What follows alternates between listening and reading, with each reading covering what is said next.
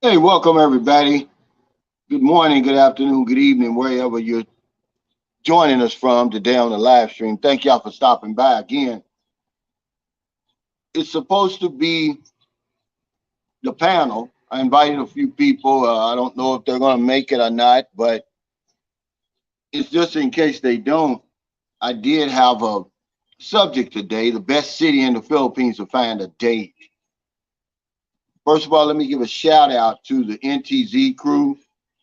I know you're going to be on here pretty soon. Michael Beecher Life, Jacob Tanje, anybody joining me on the replay, any new viewers and subscribers, and also my old heads. What's up? Let's see. He says, Maxing around the globe says, hello, Calvin. I'm coming to Cebu in February. Going to Mob Wall. Well, yeah, I like that. Kawasan Falls, Aslav around Cebu. I might stop by Dumaguete. Do you recommend we rent a scooter, drive around Cebu, or take the bus? I would say rent a scooter. You know, one of my subscribers has a rent scooters, and you can talk to him. I invited him on the panel today, Derek. But either way, because you know Aslav, if you're going to be in Cebu, Aslav is, I guess, around what, a 3 hour scooter ride. So depends on what you want to do. You know, they got good, affordable public transportation, and it's dependable to take you to those places. What's up, Robert Garrison? Kamal, I see y'all, man, on here. The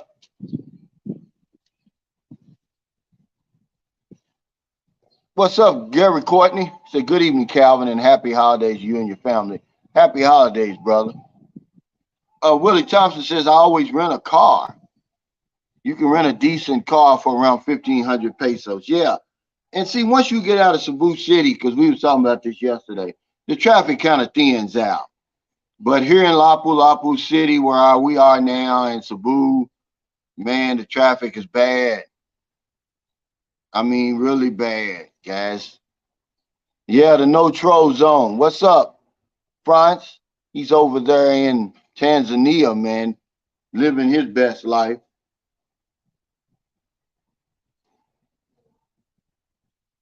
Yeah, man, we ran into the traffic yesterday coming from the gym, and then Franz had to go to the ATM, and I was holding, I had the wee, man. I was holding it, but we made it because the driver, she knows this place pretty good. She knew the back roads, man. Hey, Jeff, he says, what's up, Cal? See you soon. Yeah, y'all see it's nice over here.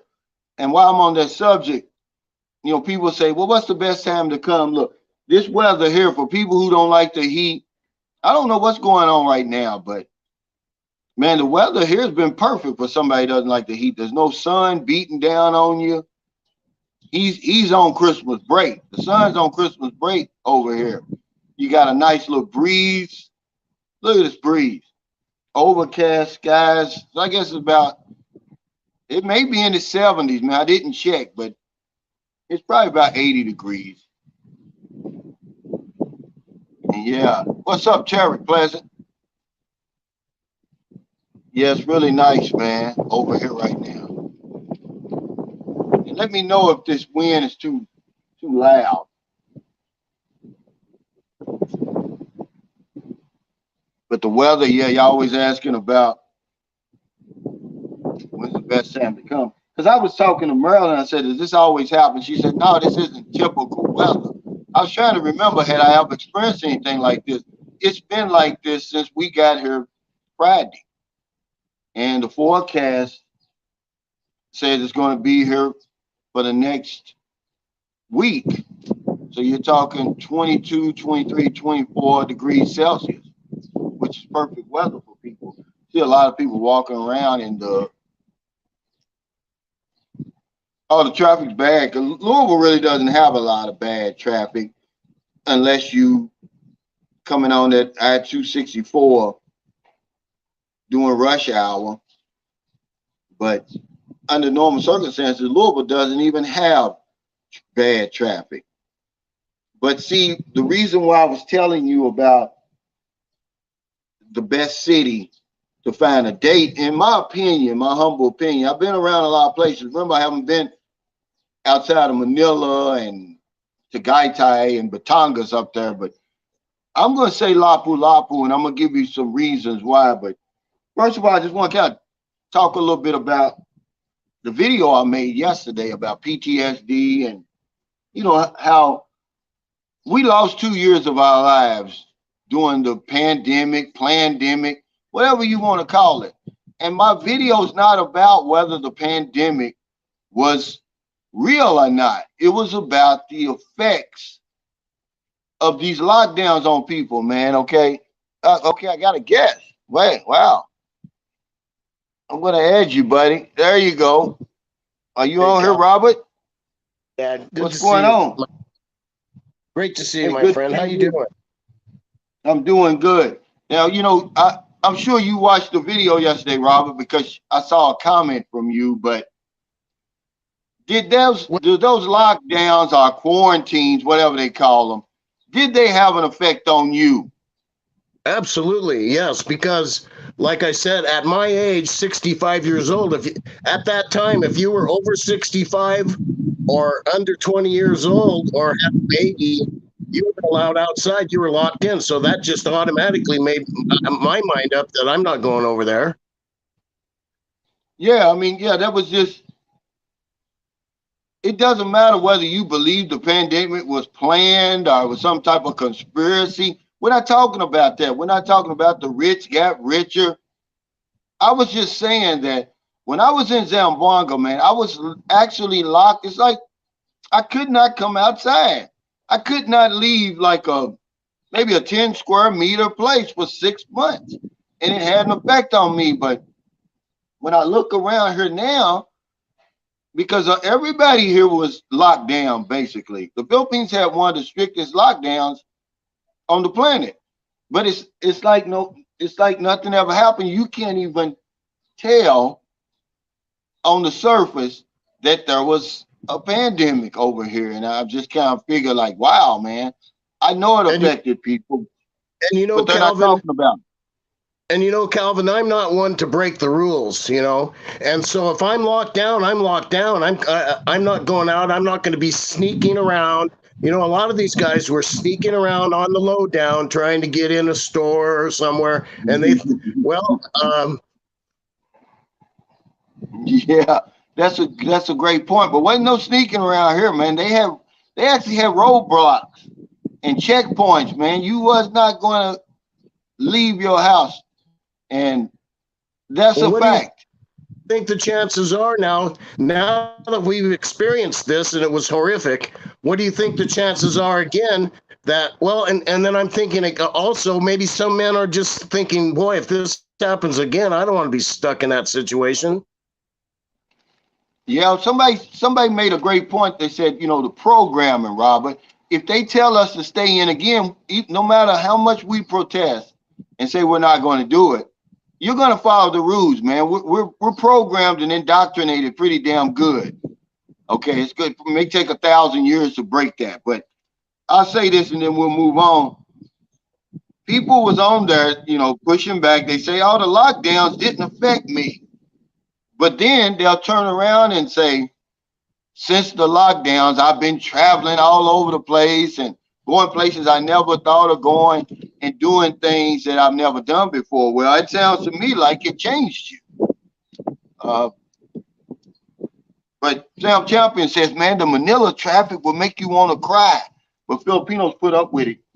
Yeah, because they've got that kind of patience, man. Listen, um, And really, it the was a traffic double here. whammy because not only the pandemic, but then you have that Category 5 superstorm wrecking everything. Yeah, the traffic here, man. He says 3 hours. He said the traffic's no joke, especially in Manila. That's why I stay away from Manila. Now, if you go north of Manila, it's gonna thin out. The same the traffic in Cebu and Lapu-Lapu is bad. But once you get outside of Cebu City, like when you go into Danao and you go into a lot of these places like the guy was talking about, Malboal, Osla, Bantayan Island, it thins out and you get a flow going. But the city, man. Now he says, Caliber Consulting said people need to learn how to resist. Lockdowns did not work here in San Jose, California. I did not miss one day of work. Yeah, you're fortunate because I didn't have a job to go home to. My business was shut down. See, when I talk about being an insurance agent, they think that I'm some kind of insurance agent in one of these fancy, comfortable offices, Robert. I work from home. I'm one of those old guys who went into your house. So when they said, you know, they locked down all the senior citizen places, they said don't go around citizens. Most of my clients were in that vulnerable population. I was banned from seeing them. They shut my business down. I had no business to go down to. To go home to. Hey, King B Stack. I said, Calvin, my good brother, good to see you, my friend. Thank you. Good to see you. Now let's talk about why I consider Lapu-Lapu City the best city, Robert. When you come over, you're gonna have to visit Lapu-Lapu City to find a date. First of all, there's so many people here per square mile. The density here is second only to Manila. So just the sheer numbers of women here are men. It's over 22,000 people here per square mile. Second Well, only I to know Manila, guys. there, It's a lot of there people. again, Lapu-Lapu, that's your airport coming into Mactan, Newtown, right? That's So you right. got a nice call. You can sit there at the Starbucks and watch the girls come out of the call center and maybe start up a conversation that way. Yeah, not only that, but they're different here. And see, me and Franz, we walked down and got a massage. Uh, what's the day? Christmas. And man, you could just see the difference. Like he lives in Cebu, and we were in Lapu-Lapu, which is across the bridge, a whole different city. The women were speaking to you here. On our walk down the street, the women were speaking, hello, how you doing? You don't get that anywhere else, man. You very seldom get that. It I gets mean, it was shut down. everywhere. No. That's not going to happen over here because they're looking for the 1%. They want the 1% of the men that have the big money, the nice car. They got. If you're not driving a Lamborghini, forget about it. No, we're talking about in the Philippines, Robert. We're talking about Well, I Lapu-Lapu. We're know. talking about Filipino women. Okay, Well, I know. they're I know. very They're seldom they're gonna greet you like that. Not the way that they were doing here. Okay, by the time we got there, I know 10 women said hello to us. Then, okay, the women at because the they're working in those call centers. They have a better command of the English language, and so they're more comfortable with conversation because you're going to be shy if you don't know. You're afraid to make mistakes, and you might not understand me or whatever. But if they're working in those call centers, they got the English language, and so you got a big advantage there. yeah, well, see, we don't know that these are just regular people. They don't look like they're working in call centers, but just the sheer numbers, it's very congested here. But anyway, let me finish what I'm saying. So we get to the massage place, and oh man, they're so friendly. Then we leave there, and Brian said, hey, I want to get a manicure and pedicure. So we go there. They talk us up. I mean, really talk us up. So I said, hey, on the way back, I said, let me stop over here at Watson's so I can get Booby some soap because Booby uses a special kind of soap. Oh man, they were on us over there. And Lapu-Lapu is the first city that I ever visited here in the Philippines. I flew in here and I left. I didn't go anywhere else. I stayed maybe 2 or 3 days in Cebu to meet her family. And then my whole time was spent over here. This used to be a tourist spot, man. I mean, really a booming place in 2009, and even pre-pandemic. And if you walk around here now, you see all the restaurants, Korean restaurants, Japanese, Chinese, massage places. And that's like it's crickets, but believe it or not, it was Lapu-Lapu that put the Philippines on the international map, guys. It wasn't Angeles City. It wasn't those bases and all that. It was long after those bases closed, man. Lapu-Lapu was the place, Lapu-Lapu City, or Markton, whatever you want to call it. So you're gonna see people over here they're gonna run the gamut from just your typical Filipina to the Miss Universe. And it's just so many women. I could walk from here to the Save Mall, which is maybe a half a kilometer, man. I know I'm going to see 100 women. It's just a sheer number. So that's why. Alvin, why do you think they're not so shy? Do you think it's? I don't think it's anything. Um, I think it's a good thing. I think they're just friendly people. Yeah, but Filipinos are friendly all over. But you go to Cebu, they'll look at you, but they're not going to speak to you first like the women do here. Robert, I was shocked. I was like, wow, maybe I can't remember, because the woman I met, she was from Cebu. She wasn't from over here. But we spent our whole time, I spent 10 days over here. Out of my 2 weeks, 10 days was over here. And it was just, man, it was different. Franz lives in Cebu, and he could tell the difference. He said, man, I've never seen this over here. And I mean, there's some stunners over here within walking distance. But you have to say something to them. They're not going to jump over you. They're not going to fall at your feet. They're not going to line up waiting to meet you with flowers. But and you know what? I believe the conversation is there if you want it. If you know how to put on a conversation. I believe that if you do strike up a conversation, I believe that if you ask her, do you have a boyfriend? Are you married? They're going to tell you the truth. Just ask. You need to ask. Yeah, you're right. I believe that. Cedric Giles says, whether at your hotel or the food court in Moncton, Newtown, the women are pleasant, approachable, and seemingly unintimidated by a foreigner. Yeah, I don't know what it is, Cedric, but you're right. The women over here, they're kinder in Lapu-Lapu. They're more, I mean, there's just so many of them. Okay, a guy told me one time, he was on the live stream. He says, if you want to meet a woman, he said him and his partner, they would go and stand outside MEPSA, which is, this big industrial parks. They've got a huge industrial park here. When it's time for the women to get off, like 5:30. And I've seen it myself, and it's just thousands and thousands of people coming out of there. They work in those factories. Majority of them women. Just a sheer number. You're going to get a date. You're going to get a phone number. And it's interesting because they're wearing uniforms, aren't they, Calvin? Well, no. A lot of them will just have, they'll have a shirt, depending on what factory they work in. They'll have the shirt, and then the blue jeans are black pants. But you will know they're coming out of there because you can't get in there unless you work there. RLV said holidays, December 30th, Friday, and January 2nd, Monday. No work, no banks. Thanks for telling us that, man. We had the damnedest time finding a BPI yesterday for Franz.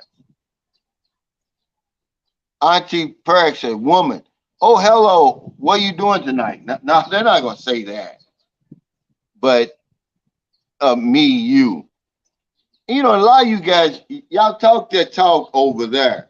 But when y'all get over here, man, y'all clam up. Y'all get scared. You won't even speak to the women. If you come over here and you open your mouth and have a decent conversation, you're going to find somebody over here. It's already set up for us to do that. I didn't make the rules. Don't jump on me for saying that, for telling you the truth. I see it all the time. They come over to my house. They got these nice, beautiful young women. Every last one of them that wanted a woman had a woman. See, I'm telling you, said Cal, I would say to guys not to overlook my area for good-looking Filipinas. They need to go to the resort side of Batangas City in South Luzon. Lots of Filipinos go there. It's on the ocean. Yeah, I mean, it's a lot of beautiful women in the Philippines. Period. I'm just saying, when you come to a little small place like Lapu-Lapu City, which has 22,000 people per square mile, Sam, it's just the sheer numbers. I don't care where you go in this place, you're gonna see a bunch of people out and about shopping. You know, the vendors, the workers, just people just, you know, hanging around, man. I mean, thousands, man. It's a lot of people over here. What's going on, Justin? Hey, Justin. Yeah, see, a lot of guys, they come over here, they say what they're going to do, but when they get over here, Robert, they get scared. Oliver Freeman says, hello, Calvin and the panel from Palmetto, Florida. I visited the Philippines on several occasions, and I met my wife there, and I had a great time. See you in February. Yeah, it looks like, well, the sun's not coming out, but it's a lot better than it's been. It's actually cool here. The Filipinos is cold, but to me it's cool. And I can't remember a streak of days of cool temperatures like this ever since I've been coming over. Not just boots on the ground. And you can go to Baguio and you can go up in the mountainous regions and probably find it. But I mean, down here, you know, at sea level, I can't remember it. I mean, look at this, man. You don't even need your aircon on. What's up, Jacob Tanjay?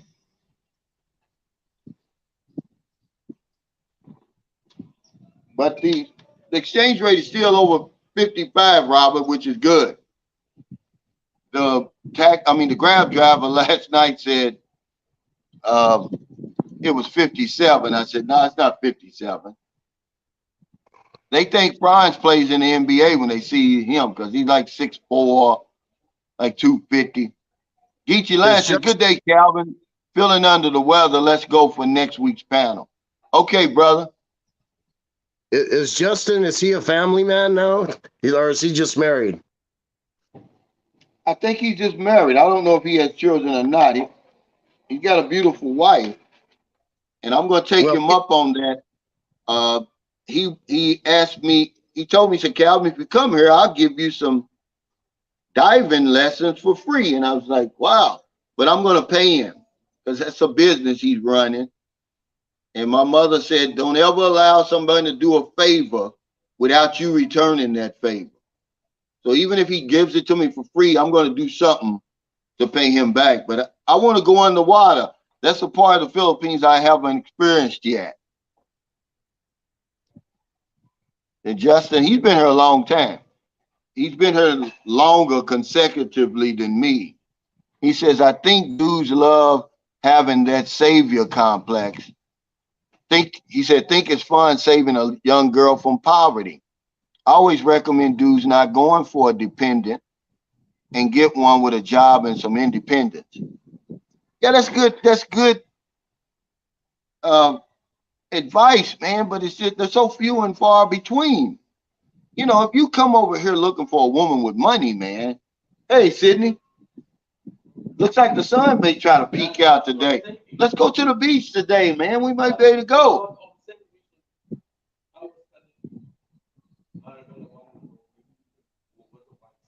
Yeah, let's go over there because let's get the kids out of here. Feels like we're in quarantine. Feel like we're on lockdown. Yeah, it look like we're getting a break. The sun is kind of, let's go with, man, because it's nice over there. You've never been to White Sands before. Yeah, White Sands is nice. It's sort of like Blue Water. Yeah, it's just right across the street. Yeah, let's do that. Okay. But if you come to the Philippines looking for a woman, you know, that's got money, who's independent, man, it's going to lower uh, your odds of finding somebody even more. Remember, all Filipinos don't date foreigners. Most of them want a Filipino man or some other foreigner, Or like Korean, a Japanese, uh, another Asian. Chinese, But Chinese. we were talking about this the other night, Justin, and a lot of the guys that I know that come over here, we're already well established. We're already successful, so we just want a companion. We want a good, honest, trustworthy woman. I We have don't never. care what type of job she's got or whether she comes from what side of the track she comes from. We don't care about that. Is she attractive? Is she intelligent? Can we get along with her? She's not going to steal my wallet when I go to sleep. See, this is what we're worried about. So, and I can only speak for myself, and a lot of the guys I hang out with, but if you want to come over and look for that, then I hear you. There's nothing wrong with that. There's plenty of them. You go to IT Park here in Cebu, I would say they earn enough money to be independent. But what do you mean by earning enough money and having a job? Over here to them, $500 per month is a lot of money. That's not going to help you a whole lot, though, with what you're trying to do. Uh, Yusuf Amar Habib said, can someone on an SRV legally work in the Philippines? Not sure, since it's a retirement visa. Maybe to work part-time to alleviate boredom or to help out a company. They can work. One of the benefits of having an SRV is you can work in the Philippines, meaning you can work for a Filipino company if you want to. It's not just you working remotely. Yeah, you can work, you can go to school. It's a lot of things you can do. Um, you can, I'm almost sure you can open a business, but I have to check on that one. But I know for a fact, yeah, you can work. Cherry Pleasant says, no, SRV, you can work. But I don't know many people who come over here to work. I met a foreigner. He was from America. I saw him at the immigration. He was an older guy. I think he was like 67. He was married to a younger Filipina. But he was working as an IT tech for a company over here. I don't know if it was a foreign company or a Filipino company. He was earning about $1,000 per month. And he's working a lot of hours. I mean, if that's something you want to do.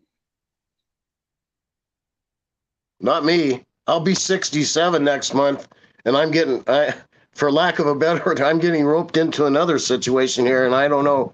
At my age, time, money, there's a balance. How much time do you really have? And if you knew how much time, what would you do? Yeah.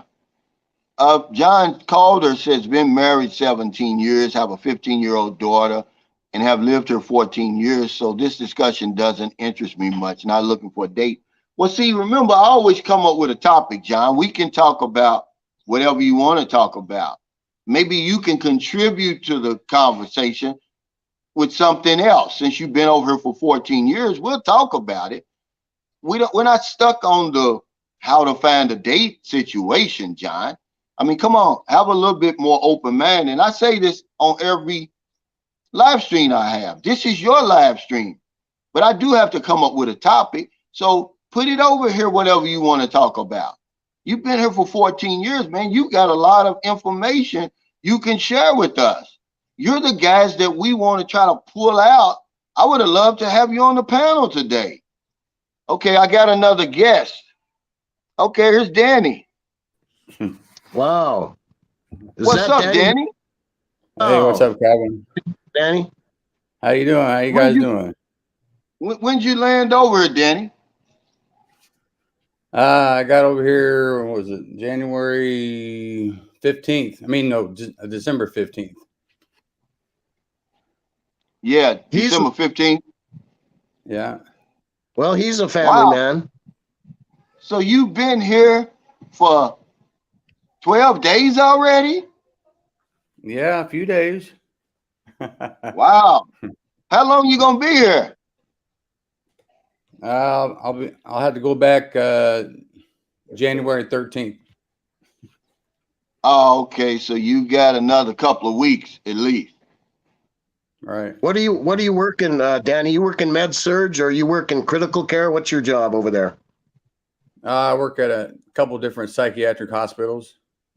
Okay, I worked at the San Bernardino hospital as a mental health worker, and also I worked as a psych tech at the Phoenix Children's Hospital. Okay. So you brought your mother and brother, your mother and uncle over here. How are they enjoying it? Are they having any problems over here, Danny? It's mainly been mobility issues. I mean, mom gets around pretty good, but my uncle, he's gotten a few bumps and bruises, Yeah. since being here. Well, have you been getting this cool weather in Mindanao? What's that? Are y'all experiencing the cool weather in Mindanao right now? Yeah, it's not too bad. It's not typical Filipino weather, right? Right. Yeah, it's normally pretty hot. Yeah, it's normally pretty hot. So y'all got lucky with that. Now he said, how many videos do you have, Danny? How many videos do I have so far? Yeah, I mean, since he I've wants been to know. back. Oh, Yeah. shoot. I got a few. I'm not sure what the exact number is, but I haven't been filming as much as I did, previously because, we just haven't been going to as many places as before. Now, how old is your house over there? I know you built a house over there. How old is it? We built it back in 2020.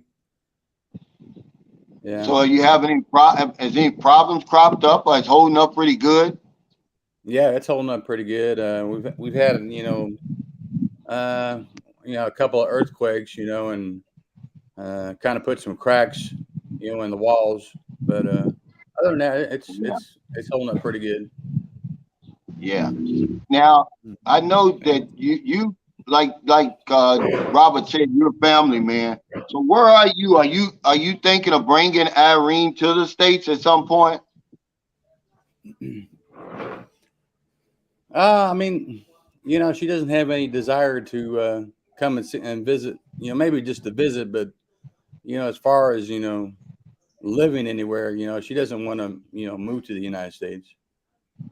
I mean, she doesn't even really want to visit. Danny, maybe you've mentioned before and I missed it, but how close are you to retire? Well, there's a lot of different factors. I'm still paying, child support back in the States. My son graduated from high school in 2021, and then my daughter, she graduates in May. So, according to Missouri law, it depends if they decide to go to college. Then I'll be paying child support until they turn 21 or graduate. Whichever comes first. Right. Yeah. So Now let me ask you though. What's that? Won't they adjust your child support based on your income? If your income goes down, doesn't your child support go down? I mean, I'm not for sure how that works, especially if I, like up and quit my job, I don't know how that factors in, Well, but how I mean, old are you? How old are you? How old? 53.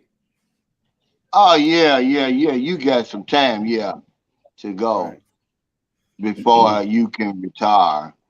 Right. But I figure, the longer I work, the more I can invest. So, Right. it's not a total loss. I'm still investing in my 401k and all that. So Now how does that long distance relationship, because that's why I always like to have you on here, because you're honest, man. Right. What kind of effect does a long distance relationship have on you? I'm talking about a real one, like you've got. You've got a real Right. relationship. Right. Yeah. I mean, it has its challenges. It seemed like in the beginning, it was more rough in the beginning, because it was, kind of as a major adjustment, you know, and, you just kind of roll with it. Communication is a huge key. You got to communicate every day. Yeah, but you love her, and I know there's nights when you wish she was there, that you Oh could yeah. just physically hold her, but she's not. Right. That's got to be painful, man. Yeah, that's rough, I man, mean, but no, it's yeah, definitely yeah, bro. not for the faint of heart. That's for sure. Would you suggest that? Would you suggest that to somebody? You know, I mean, it depends. Really, Danny, based on what you're going through now, Right. help somebody today. It just depends on on your situation. I mean, uh, if you'd rather wait and meet somebody once you retire and come over here, that's the way to do it. But I mean, I wouldn't change anything that I'm doing right now. I wouldn't. Yeah, I, wou- I yeah, wouldn't want to take the chance of not meeting Irene. And so if I had to do all over again, I'd do the same thing. Um, Well, that's good. yeah, Irene's an yeah, amazing person, and I think it depends yeah. on the individual too. I mean, not every Filipino can be the same way. You know. Yeah, that's not even what I'm really saying. You know, I know that I've never been gone more than 2 months whenever I Right. left, because I couldn't take it, you know. Right. So I had to, but of course, your job is different than mine. I don't do long distance relationships because I can't handle it, man. I'm just not built for it. I Right. can't be away from a person for, when's the last time you were here? July or something? I was here in June. June, yeah. So that's six Right. months. It's a long time. Well, it was a hell of a lot better than 2.5 years. Yeah, yeah, That was the distance we were separated, the first time. right. So yeah, 6 months, man, that ain't nothing. Yeah. Now be honest, okay, now that because you brought this up, because people don't seem to think that these lockdowns and quarantines affected them. Did it affect you, Danny? It definitely, made me look at life from a different perspective, you know. Uh, Yeah. I mean, being away, for 2.5 years, I mean, that was rough. I mean, we were getting in arguments all the time. We were breaking up, getting back together, breaking up, getting back together. I mean, it was just, it was a roller coaster. But but it was beyond our control. I mean, we didn't have any control over the situation. And I mean, do you think it made you more tolerant, less tolerant, sensitive, um, selfish? What did being locked up like that? Because you work your job, well, you're a front liner, so you probably did you miss any work? oh no, oh no, Yeah, yeah, you're a front liner. Yeah, you yeah, probably work more. oh yeah, most definitely. I mean, I work almost every single day. Yeah. So at It's least you got to come out of the house, right? During right, the lockdown. right. Yeah. Yeah, I mean, I Freddie could work. Sanders, thanks for that I could super work. chat. He says I'm home now. Send the link. I can't send you the link now because I'm on my cell phone. I apologize for that. Now, let's see. Geechee Land says, I love brother Danny. Thanks for your encouragement. I'm in hell far right now with the LDR situation. I could write a book. Well, if you've never been with a woman, I wouldn't consider it a long distance relationship. that's a conversation you're having, Geechee Land. And you come over here and you establish a relationship, you consummated it, you made love, you've been intimate, you've been places together, you At her shared family. private moments and all of that, man.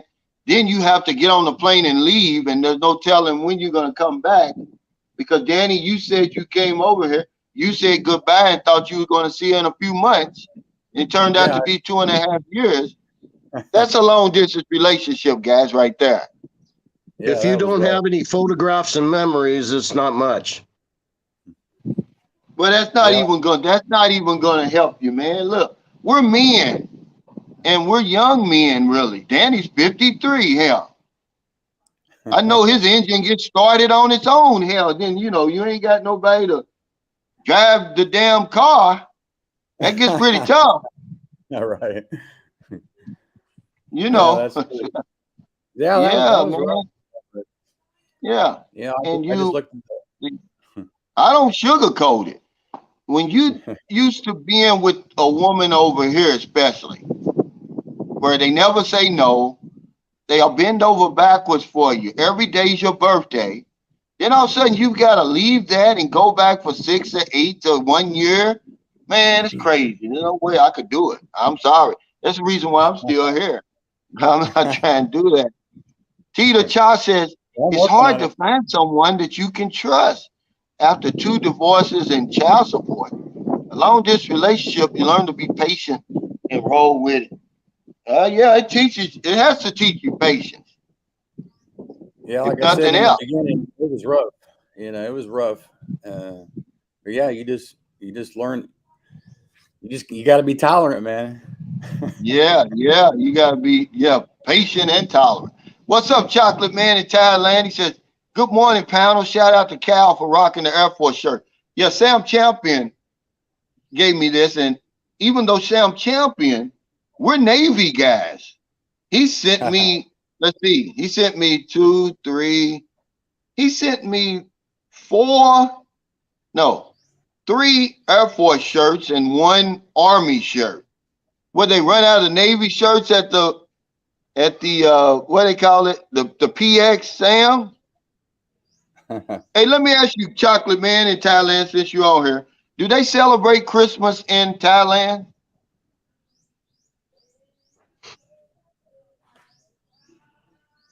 I just was wondering.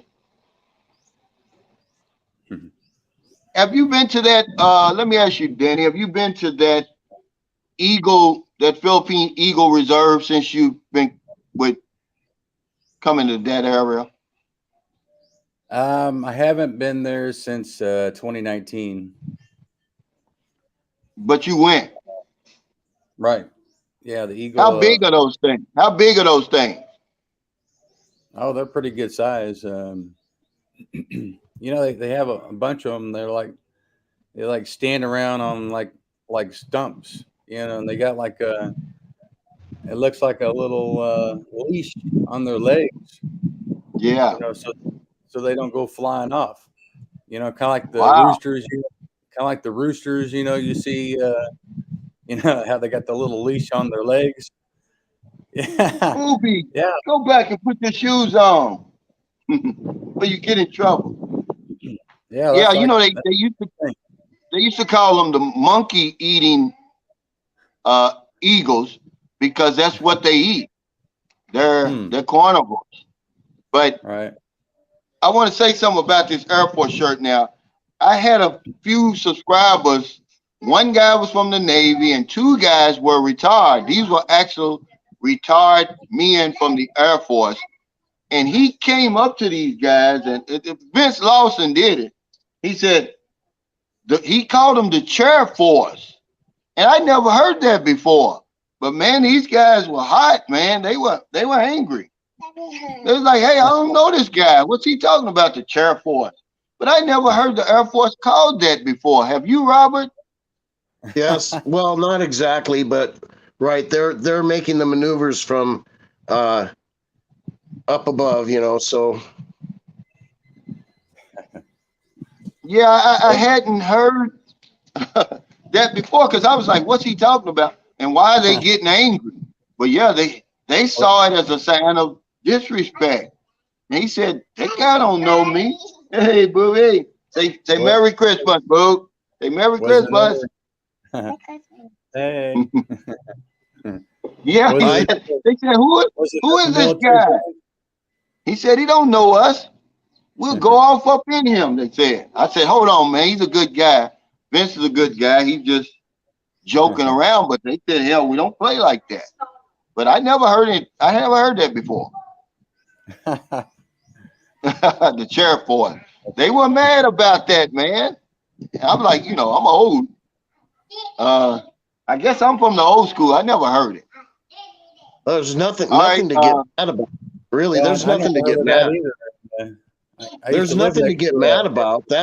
That's like a sign of seniority. You're in command from above in your chair while the rest of the grunts are on the ground. I mean, come on, that's like an accolade.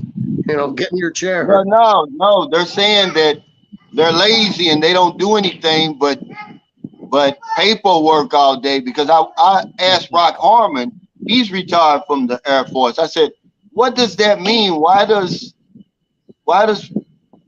y'all get upset with that? And he said, it don't bother me, but it means that we sit on our behinds all day and do paperwork. He said, to be honest with you, Cal, that's all I did for 21 years, he said. So, yeah. But I just had never heard it before. You were in the Navy, right, Danny? Yeah. Matter of fact. Oh, okay. Otto Ordinary says, we do put in strong work, though. You want to see somebody that you want to see somebody that retired from the Navy? Hi guys. Oh man, what's going on? Have you introduced him to any women, Danny? Well, he was talking to one at this restaurant the other day, and once he found out she had 4 kids, like I said, the conversation kind of came to a quick halt. Oh, okay. Well, hell, tell him that means she's got experience. I'm looking for an old rich woman. You look for an old rich woman. I hear you. Now, okay. Where did he retire? Did he retire from the service, Danny? Yeah. 22 years. So see, I worked as a contractor for the Navy. My commander was a Navy captain. That's who I reported to, but as a contractor. Yeah. Now, is this an uncle that kind of raised you, Danny? Was he like your idol or something? I definitely looked up to him when I was a kid growing up. Looks like he can handle any situation. Yeah, he looks like was a CB. Yeah, he's got that ZZ Top beard going over there. Yep. I think Danny's like one of those guys. How do you feel? But his buddy there looks like he wants yes or no answers.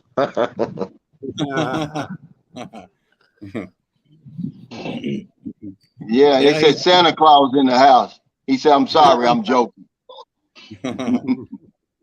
So how you like it over here? Is this your first time in the Philippines? Have you been here before? I was on a Navy ship during Vietnam, and we had to go to Subic Bay. And so I went to Subic Bay 3 times.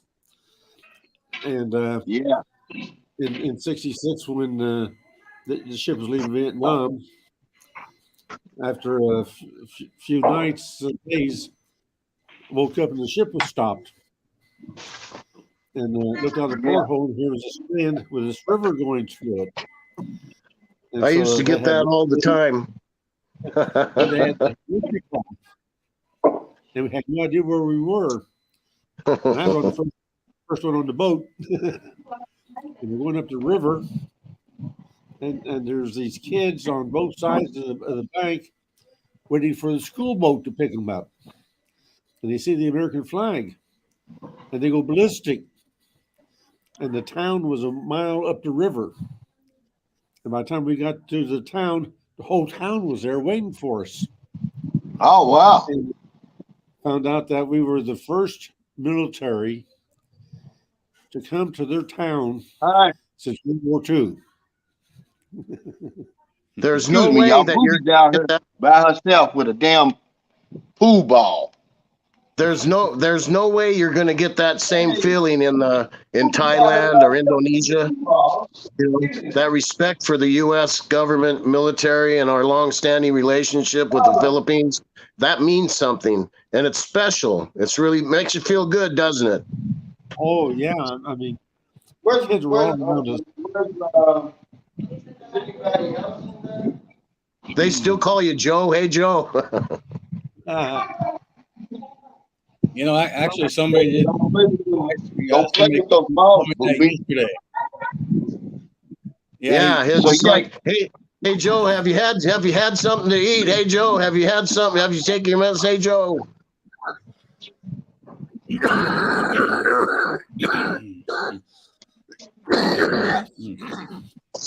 So how's the weather over here? You enjoying this cool weather? Oh, I'm from Tucson, so this is the same weather. I mean, this is cool weather right now.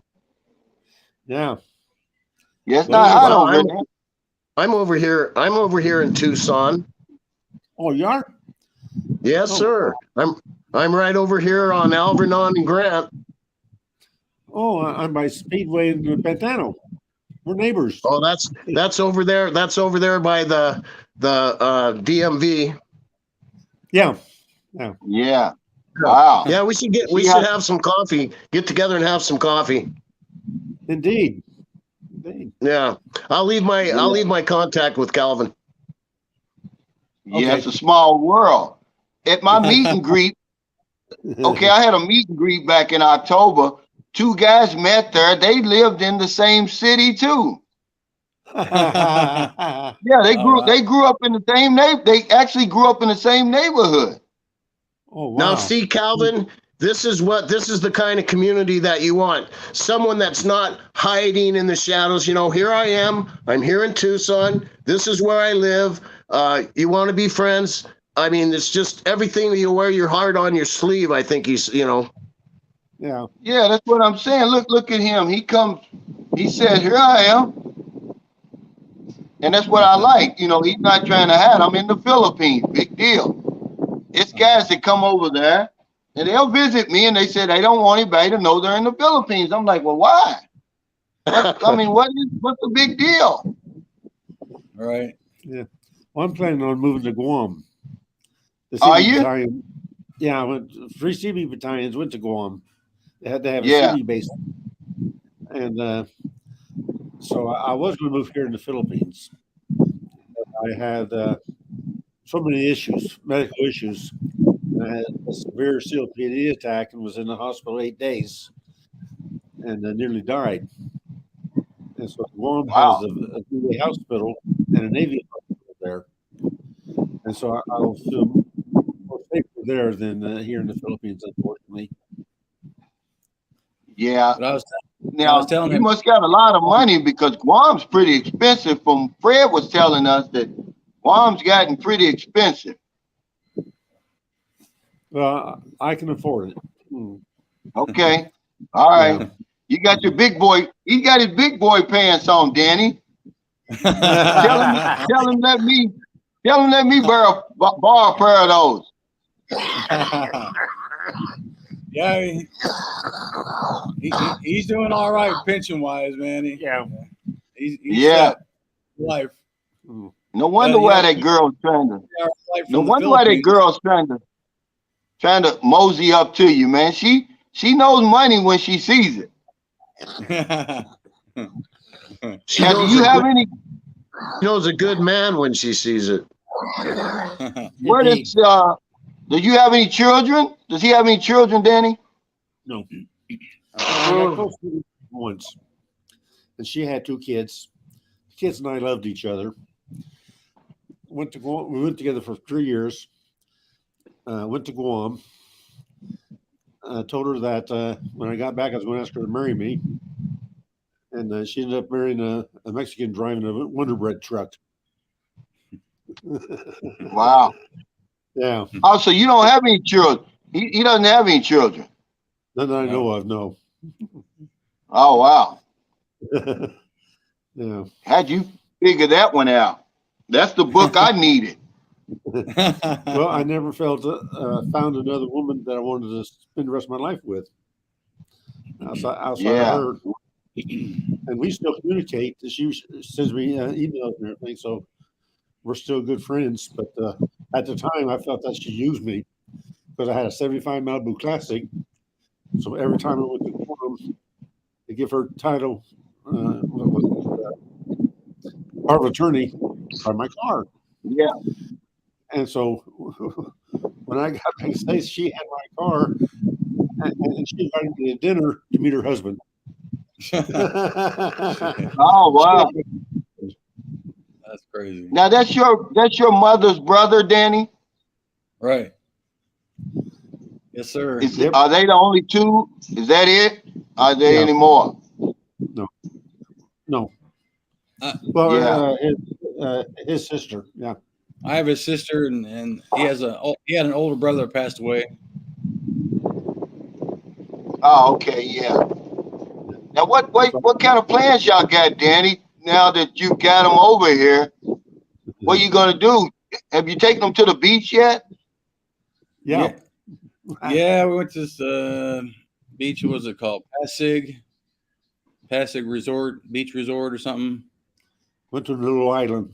Yeah, it took us on a little banker boat, little water taxi from Yeah.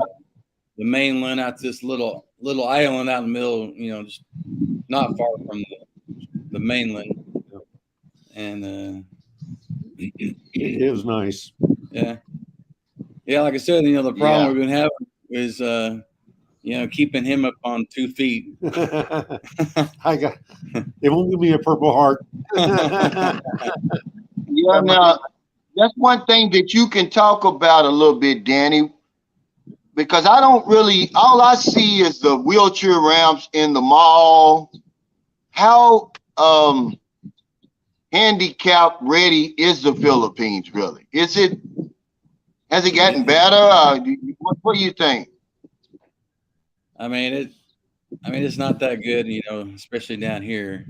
I mean, it may be more accessible. I think Manila might be the only spot,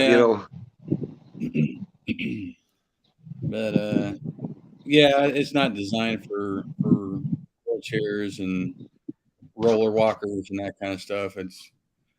It's been pretty bumpy. We went to this place called Eden's Park, and I took him on this giant swing. Yeah, it was the first time that he got both legs. Yeah, he got some skin tears from this giant swing we went on. The bottom went out. Yeah, well, the way it was designed, they use a crane, pull you, way up in the air, and then it releases you, so you could swing out. But what you don't realize is, when it releases, it's like you're free falling for like several stories. Like George Bush in a parachute. Oh my God! And then it jerks you at the bottom, and then it swings you out. Well, he caught his arm on the swing. Oh man! On the middle part, and then it cut his arm up. And oh wow! Yeah. The Philippines is trying to tell me to leave. What did you do when it was time to get in the taxi? Did y'all just put the wheelchair in the trunk? What did you do with the wheelchair? I don't have a wheelchair. I have a walker. Yeah, he was a roller walker. Yeah. I use a roller walker, not a wheelchair. Yeah. Yeah. I use wheelchair at the airport. Mm-hmm. Yeah. Oh, okay. You can fold them up. Yeah. We got this SUV rental, and for $50, basically $50 a day, we could rent this SUV. Plus, we had her uncle was our driver, so that's the best way to get around if you got a large group of people you're going with, because Now, what was he charging? What did he charge to drive you around? Well, you know how they are in the Philippines. You know, they're like, well, just whatever you want to give me, that's fine. You know, he doesn't. Yeah. You know, he doesn't ask for a specific amount. You know, but the car rental itself is like $50 a day. Yeah, that's not bad. But I'm glad you brought that up because, guys, listen. And I know when they say that, I know he didn't mean any harm, but usually when people say that, they're looking for more than what they normally receive. Okay. Because you'll usually run into that when you have somebody over your house and you say, hey, can you paint this wall or can you fix this gate? And you'll say, well, how much PLI, you'll say. And they say, oh, you know, whatever you want to give me, you know, because they know you're going to be generous. They're not going to give you the Filipino rate. You know, over here in Tucson, you know, it's this is the time here in Tucson, okay. You know, and I'm just wondering, you know, how did you do? Did you have any jet lag or anything? I didn't. I mean, it took some adjustment. I take melatonin and Benadryl to sleep every night, anyways. That helped. Oh yeah. Okay. Yeah, he takes trazodone. So, yeah. Now, see, that's my next video I'm gonna talk about. Jet lag is undefeated when you take a flight to the Philippines under normal circumstances. Now, if you're dealing with, because I don't fly a whole lot anymore, so they told me to take 50 milligrams of Benadryl before I flew to Thailand. And man, it was just my nerves was calm, and it was just a really good flight. And it does make you drowsy. Right. But under normal circumstances, when you make that flight over here and then you have that time difference and everything like that, it kicks your butt. It will kick your butt. Right. But he says, what's the best city to find a date? Well, the reason I made this up was because of we received sort of like a hero's reception in Lapu-Lapu Sunday. Just walking down the street, it was women everywhere, and they were all talking to us. Hey, how you doing? You know, and you'd have thought the Harlem Globetrotters was in town. The way that they were so damn friendly, man. Everywhere we went. And it's 22,000 people per square mile here, Danny. That's a lot of people. Dang. Right? Yeah, that's quite a few, man. Yeah, that's second only to Manila. That's second only to Manila as far as the density of any population in the Philippines. So if you get caught in the traffic here, I mean, you'll be ready to leave the Philippines, man. You got to be real careful driving and everything. Yeah, that's one thing they thought, it was kind of an adjustment for them, was the heavy traffic. We went to Digo City, to do some shopping there at the mall and whatnot. And yeah, there's a little, those little yellow tricycle taxis were everywhere. And I told them, once you get back to Tucson, don't be complaining about the traffic. Because absolutely. Traffic in Tucson ain't nothing compared to being over here. That's a fact. Yeah, that's a fact. Now, NorCal Public Watch says, my son's getting married today in Manila, 4 p.m. your time. I'm so excited. 31-year-old male, 28-year-old female. Now, they both Filipinos, or is one a foreigner, one's a Filipina? What is that, NorCal? And congratulations. Gary Lafferty says, like Danny, he says, like Danny, you do what you got to do a long distance relationship, 2.5 years. I was last with her Christmas 2019, not by choice. Well, hell, the pandemic's, over. Now you can travel. What's going on, Gary? Oh, I see better. I was going to say gas Yeah. is under three. It's under $3 a gallon here in Tucson now, like $2.89, something like that. Yeah. Oh, it's gone up since we left because it's $2.30 something. Oh, okay. He didn't say American male. He says white American male. Okay. How many Filipino woman. likes we got out there, Calvin? How many Yeah. how many likes? Come on, guys, let's get the thumbs up, okay? Let's do that. Yeah, thank The you. sign. Like your sign, man. I wouldn't be the sign guy if I didn't do that. He says lesser people here in Metro Manila. Many have gone home to the province. Yeah, it's going to be tough, man. When we go back to San Carlos City, see, right now there's no ferries because of the weather. The sea is choppy here, man. On Christmas, one of the fat cats almost flipped over, man. People were crying. They were terrified. Oh, wow. Everybody had to put on the life vest. It was a dicey situation. And sometimes when you get on those ferries, you know, it's a flip of a coin, really. I try to leave early and I try to look at the forecast if I ever have to get on a ferry. That's going anywhere in the Philippines, because they said a lot of the people they posted on Facebook, they said they thought it was the end. They thought it was their last day. So, Wow. Do you have an app on your phone to check? Now Dana Middleton says when you fly east to the Philippines, you experience jet lag. When you fly east going home, you also experience jet lag. What do you mean west going home, right? Yeah, you're gonna experience jet lag because if I leave today, if my flight leaves on a Tuesday, I'm gonna arrive back in America on Tuesday. Yeah, and that's tricky.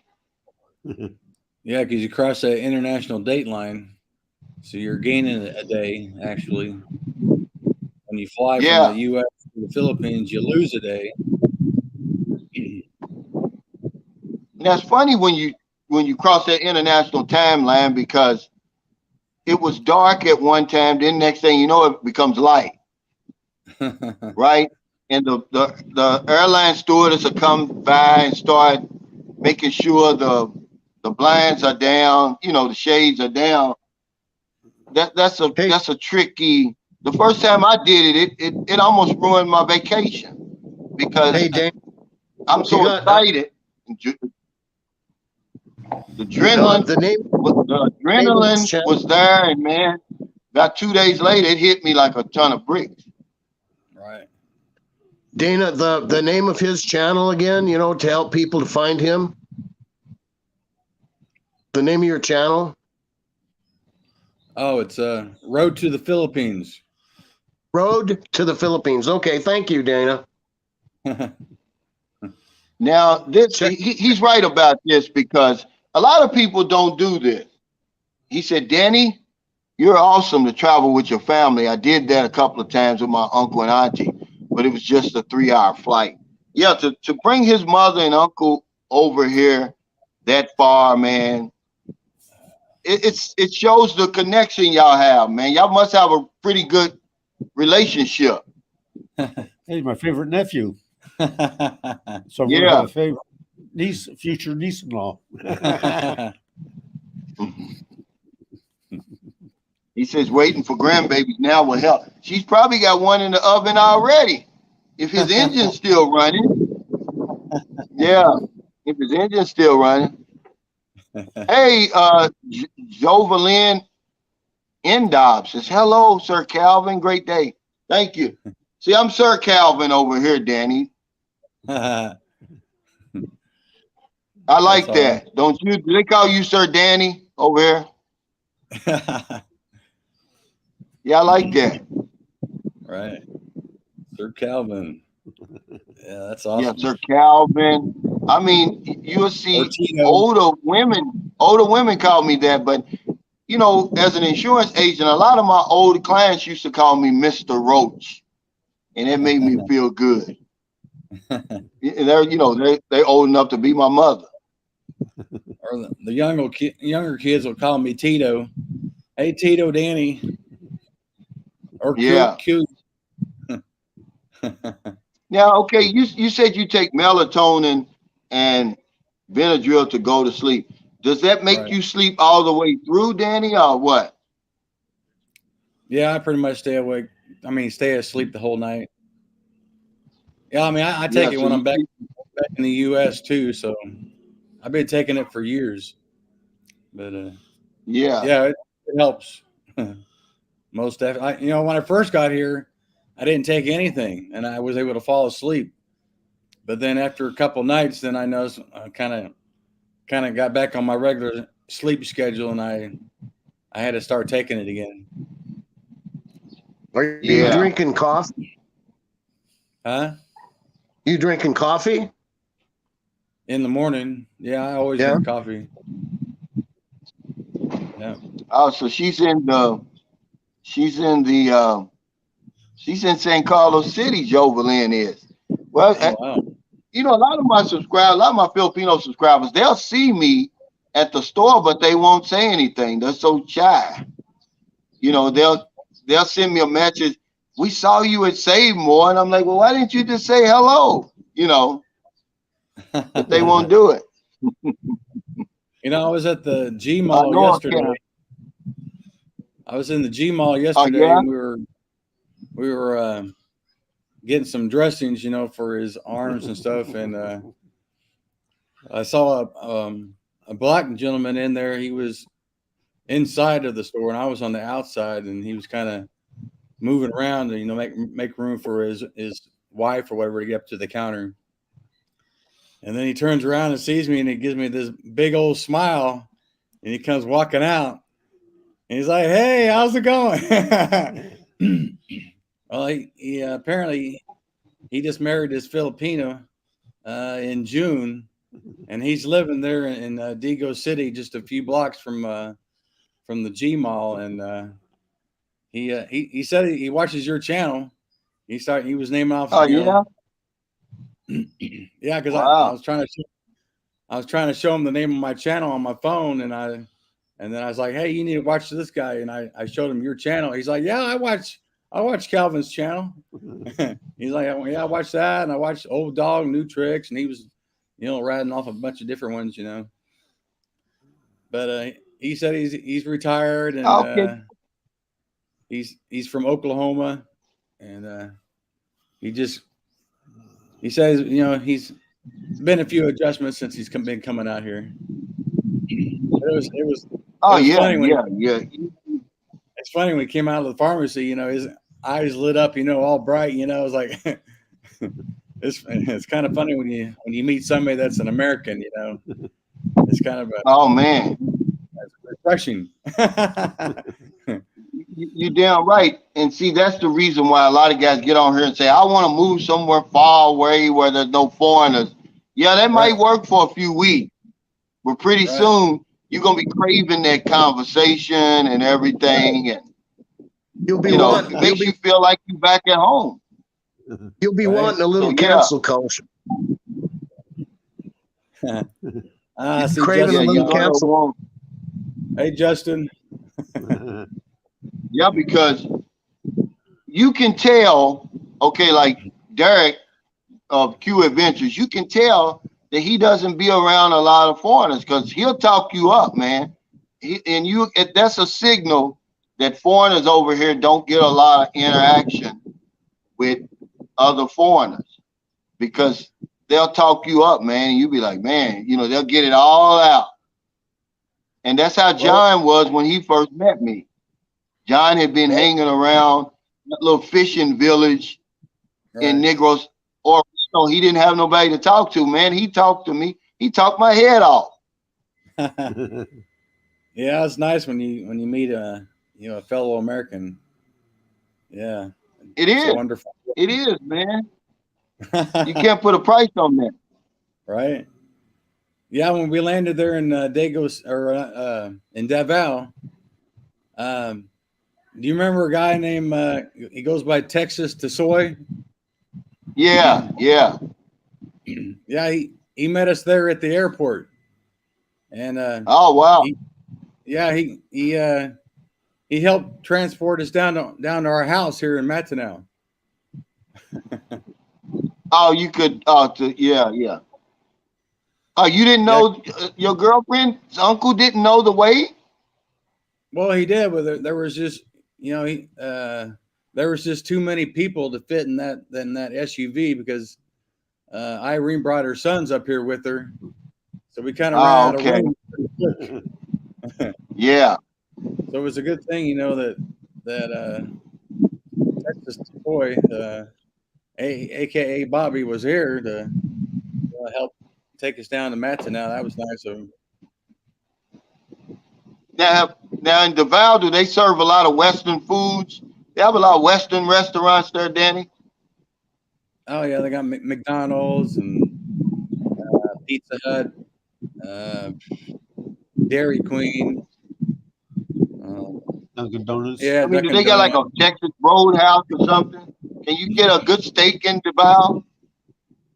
I haven't seen any, but that Bobby guy says he knows some really good restaurants there in Davao. So Yeah. Like a Kenny Rogers road. Yeah, I don't like those kind of restaurants. I'm so sick of eating out.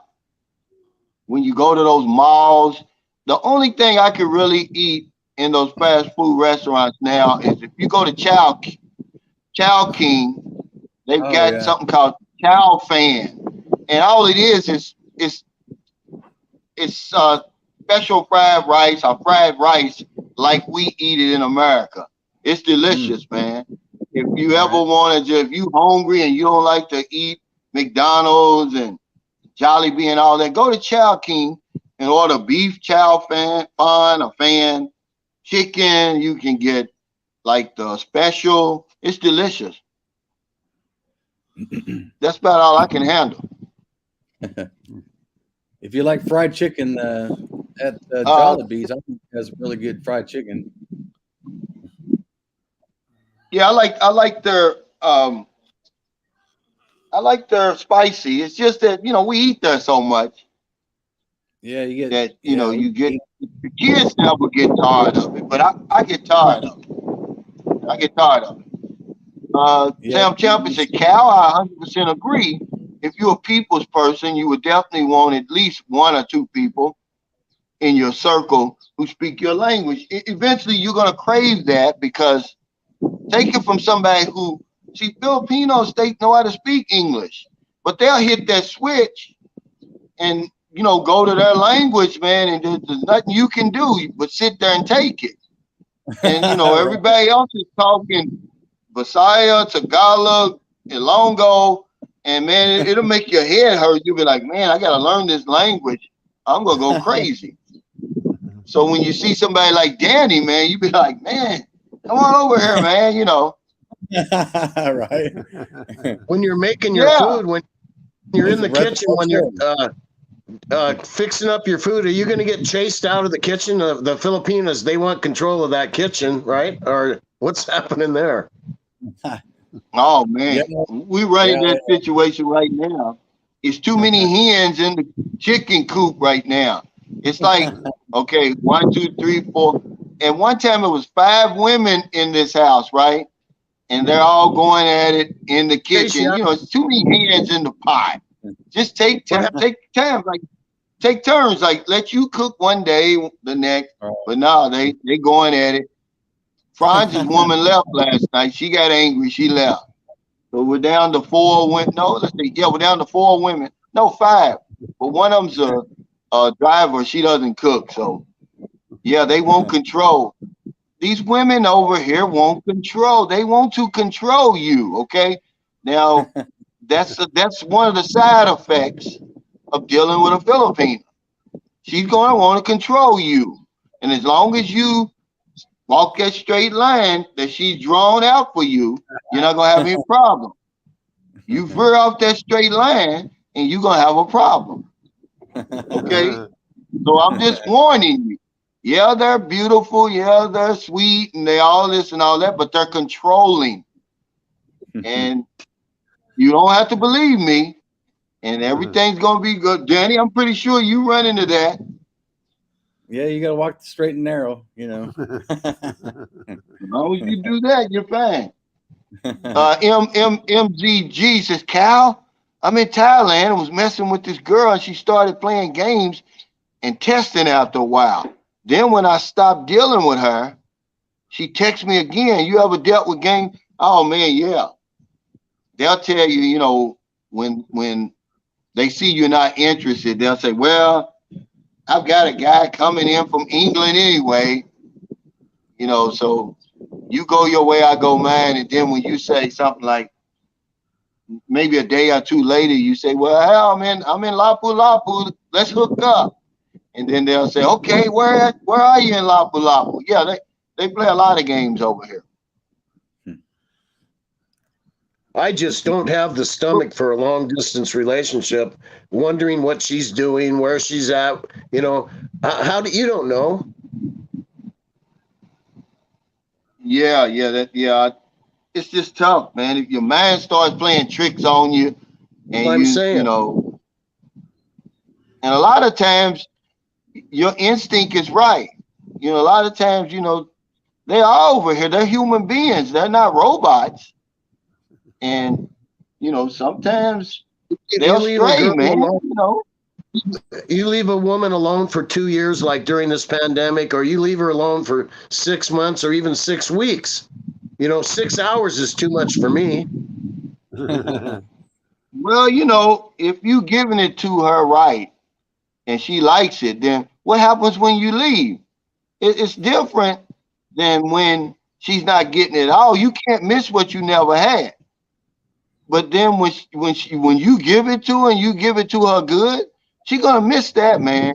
And if the right guy or the wrong guy, whichever way you want to say it, comes along, it could be trouble. You know, that's just how it is over here, man. You know, I wouldn't be saying this if I wasn't seeing it with my own eyes. It will shock you because you'll see these innocent looking women and you thinking to yourself, man, she's innocent, she's a good woman, but now she's with somebody else. And I'm like, wow. Or, you know, the man will go back home and then she'll pull out her Filipino boyfriend.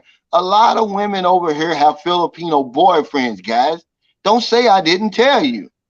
All right. So it's tough, man. You know, you gotta, you know, you better know what you're doing when you fall in love and start getting emotionally entangled over here. You better know what you're doing. It tears And you me better up. I know can't. who you dealing with.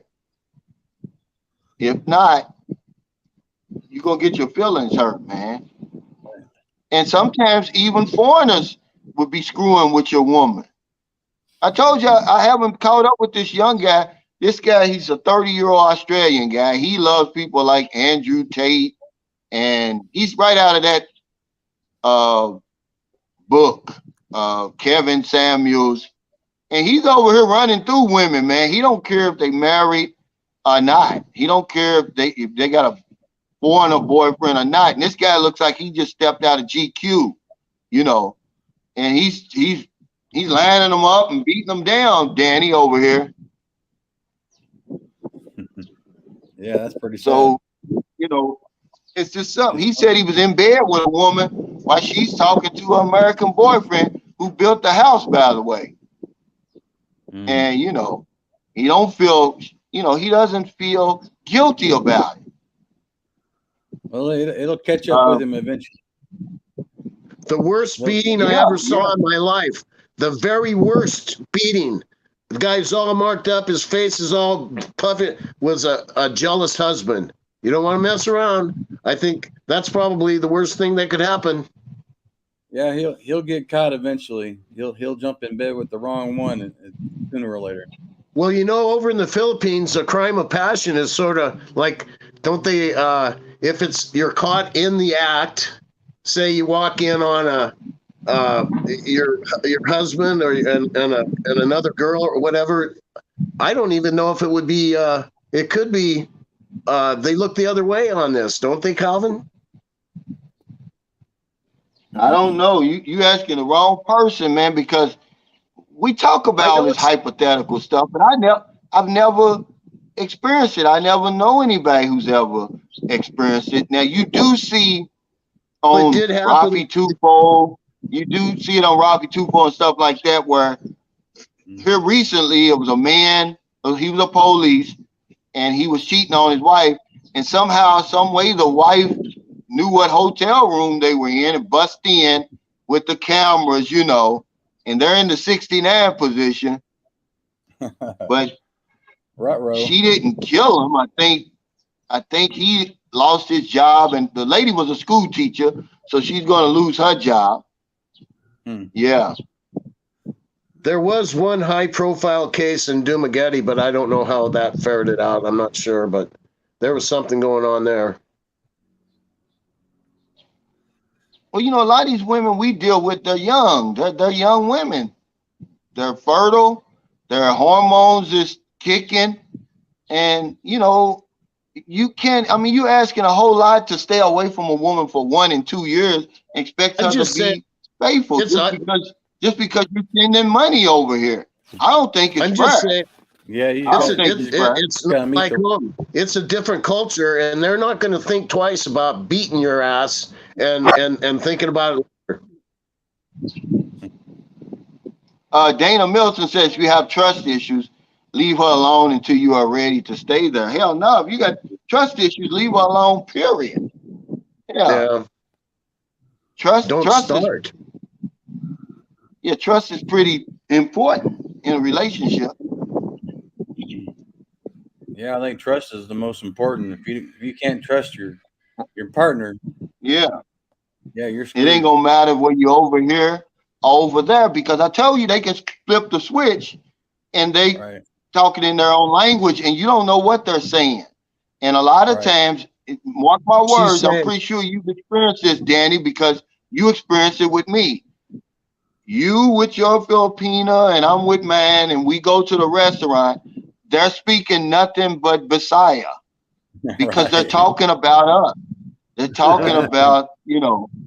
I'm gonna hear your name once in a while. You hear Danny or Calvin in the conversation, you know. Yeah. You know they're talking about but that's all you're going to understand. And they do that 100% of the time. See? Right. You know, so if you got trust issues, man, you need to be careful over here. Have you been trying to learn the language, Calvin? Yeah. It's tough, man. It's just one of the hardest things I've ever tried to do, especially at 59. But believe it or not, Danny, I learn more and more. And the less I try to learn, the more I learn. Like, you know, it's like when you drive in a car, you know, when you first learn how to drive, you're fighting the wheel and everything. You trying to drive with two feet. And you're doing everything wrong. But then once you let it get into your subconscious mind, now I can drive practically blindfolded. It's the same thing with learning the language. When I quit trying to learn it so hard, a lot of it's coming to me. And then sometimes I just automatically say stuff like amping when I see somebody getting ready to leave. That means take care. Every time I'm saying, you know, I'm doing greetings, or I'll say, they offer me food and I say, you know, basug means I'm full, or I'll say gutum, which means I'm hungry. I'll just automatically say it. I won't even think about it. So that's what I'm trying to do. I'm not trying to, it's hard to do. You know, imagine learning a language like that at 59. It's hard to do. Yeah, it's tough, man. Yeah, but see, okay, Willie Thompson, this is true, though, what he's saying. He says LDRs are normal in the Philippines, even without foreigners. One of the best jobs there is being a seaman. Those guys are at sea for 11 months a year and sometimes longer while supporting the family. Yeah, and a lot of times they get screwed around on. And you got to realize the seaman's out there too. A seaman here is sort of like, has the same reputation as an over-the-road truck driver. You got a woman in every port, right? That's their reputation over here, you know. And if the right guy or the wrong guy comes along, it could be trouble, man, you know. And same with the OFWs. Same with the women. Their husbands is over here with somebody else, man. Or the wives. Or the women goes to Saudi Arabia. Now she's dealing with Arabs. Because they're human beings, guys. They're not from outer space. I mean, you know, that's a long time. You know, it just depends on who you are. If you have some self-discipline. Because as long as everybody's looking, that's discipline. But what happens when nobody's looking? And the woman comes up to you or the man comes up to you and it's just you and her and nobody ever know, then what's going to happen? Okay? Because it happens to me over here. It happens to me over here, man. More than once. They'll always say, hey, you know, she'll never know. Yeah, but I'll know. But if that keeps happening, how many times am I going to be able to turn that down as a man? That's, you know, how many times? It just depends, you know.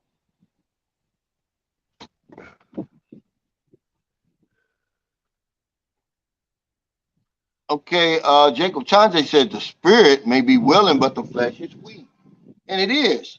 Okay, especially with the man. Now, a woman may be different. I can't speak for a woman. But if you've been without intimacy for, let's say, 6 months or a year, right? And now all of a sudden, here comes this 25-year-old bombshell. Oh, you know, yeah, I see you on, you know, aren't you, you know, Robert Dame? I see you on that panel the other day wearing those shades and holding up those signs, you know, let's get it on. And then what are you going to do, Robert? I'm going to say, hold up. Slow down. Lentamente.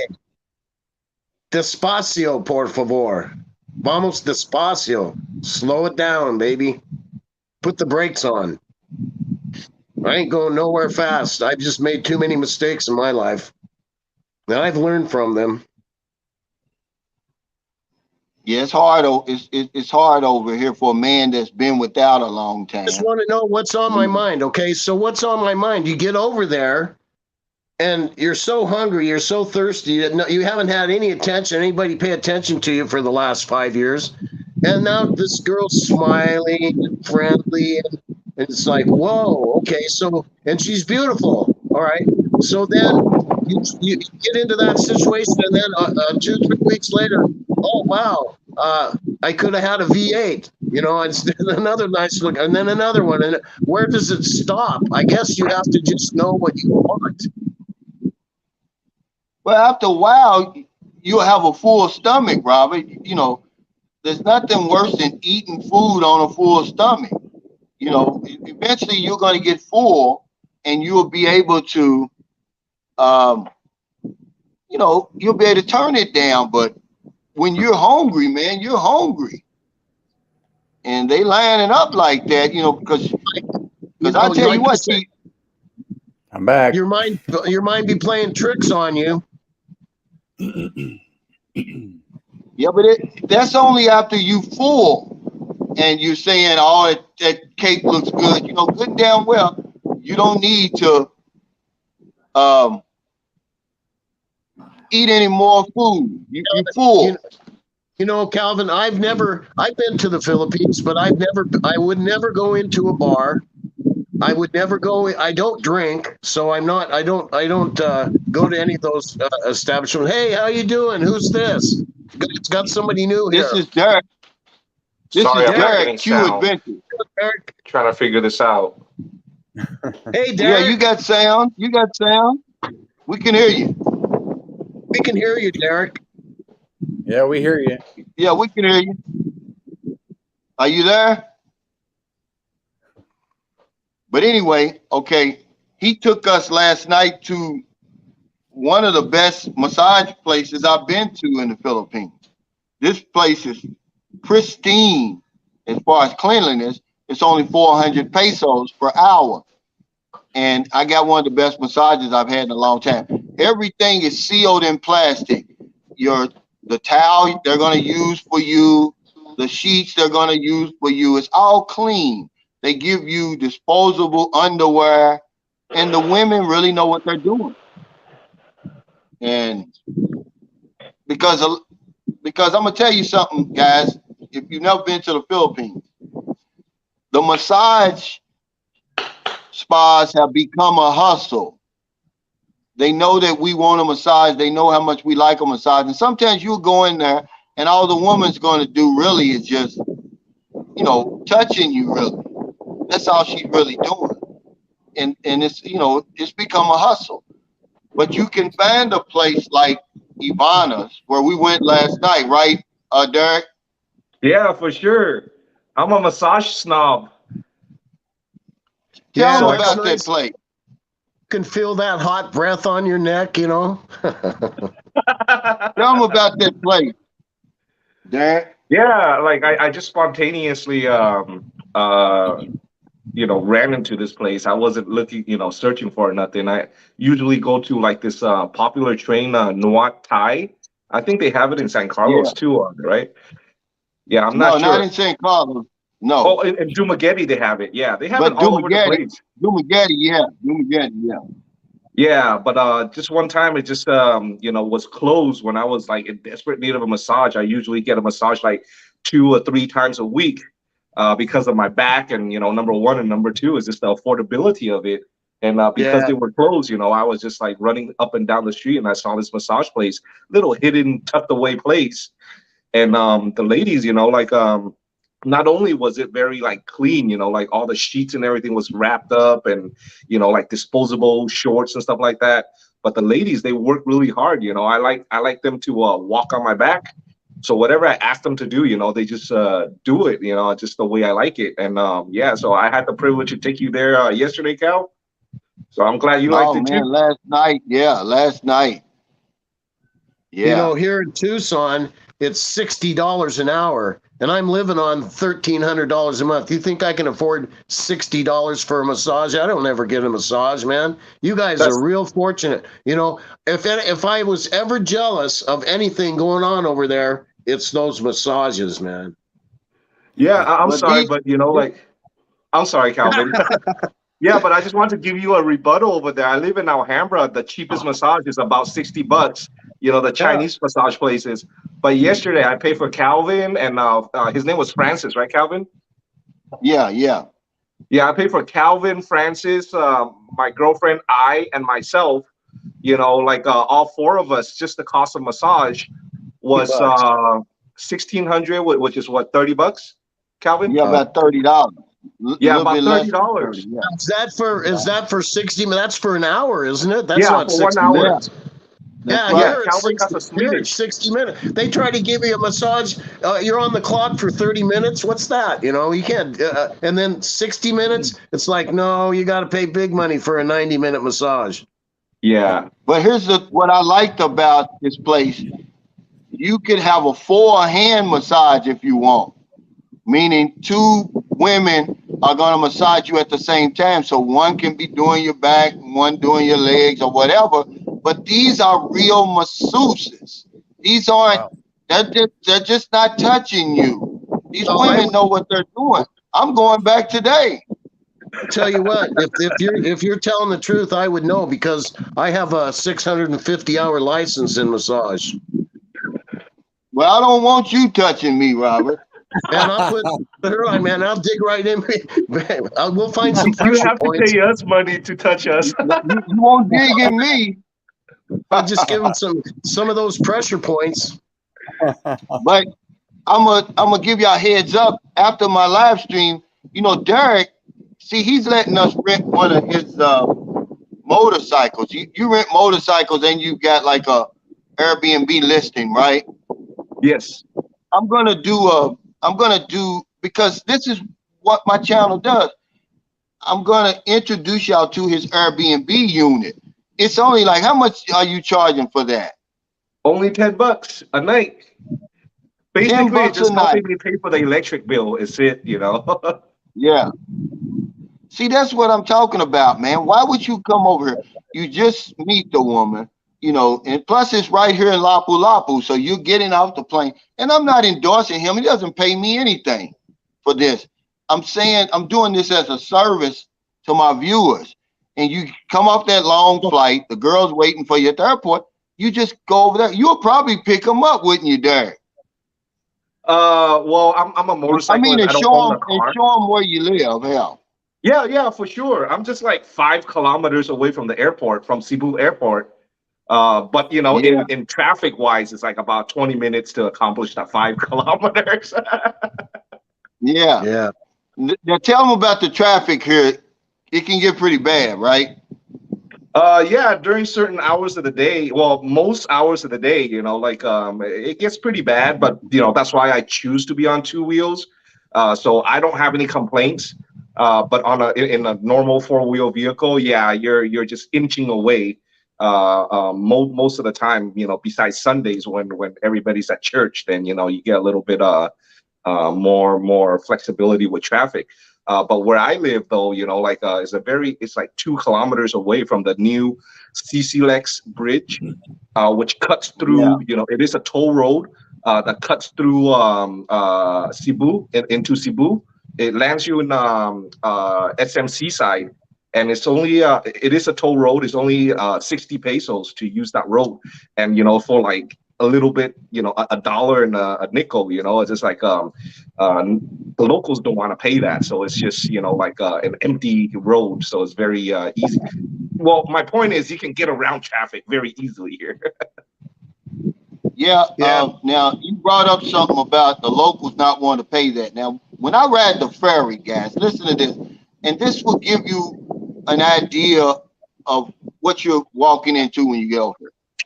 The difference between an air-conditioned, what they call first class on the light ferry, and the regular tourist ticket is 25 pesos. And people won't pay the 25 pesos, guys.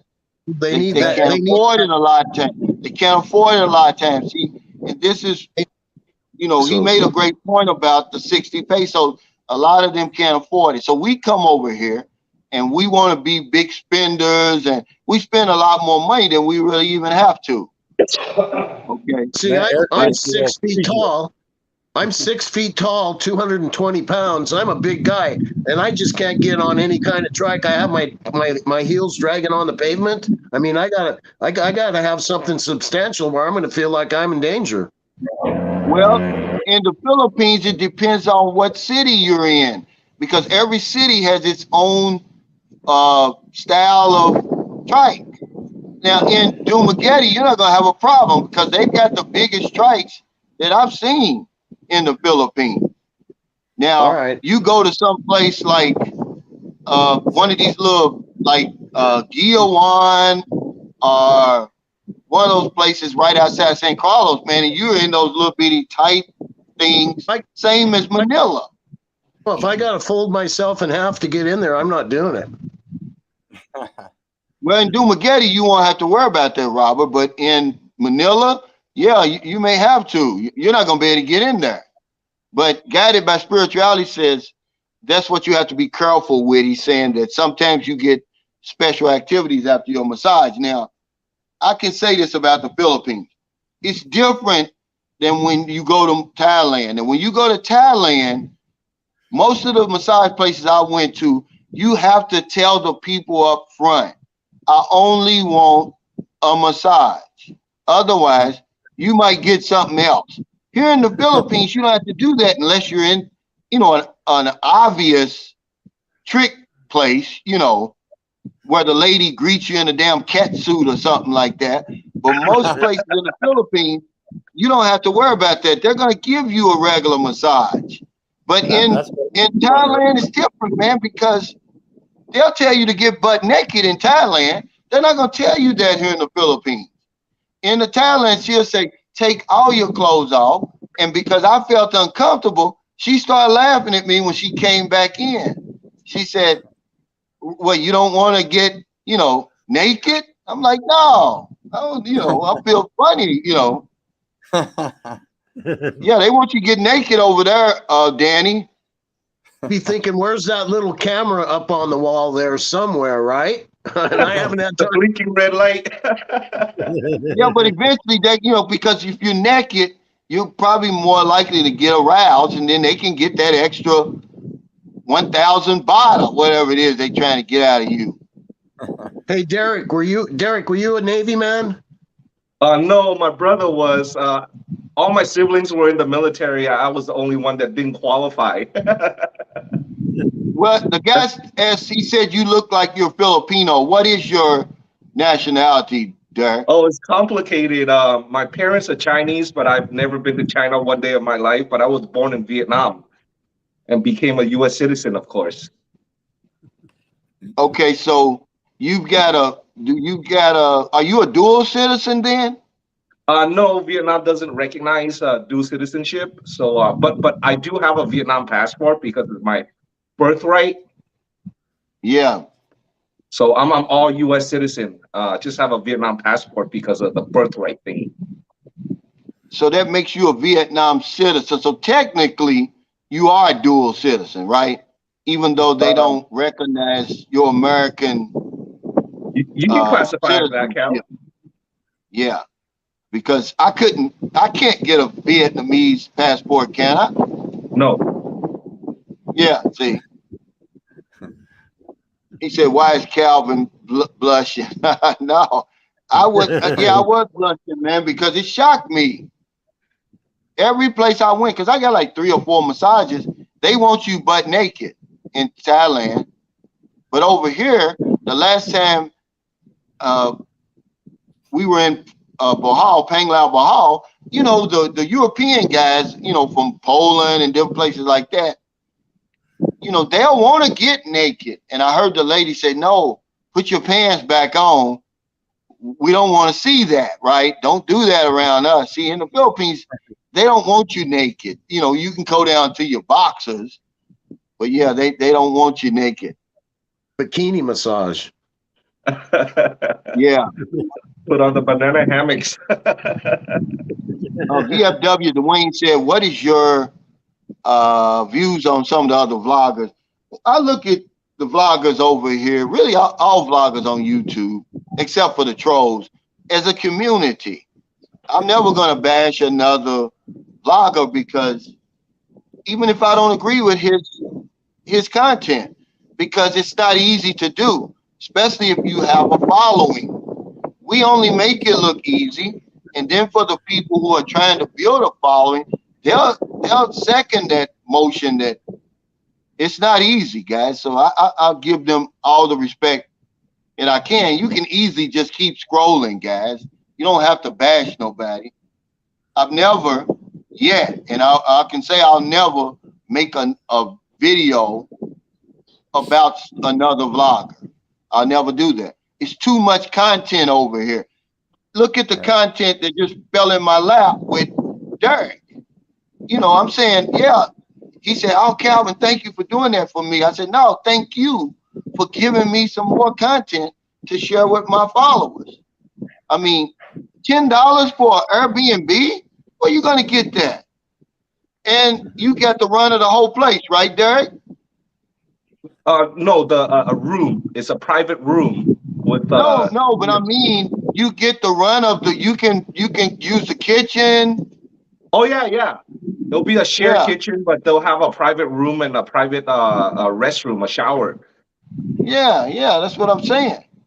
Hey, can I interject and go back to what you were saying earlier?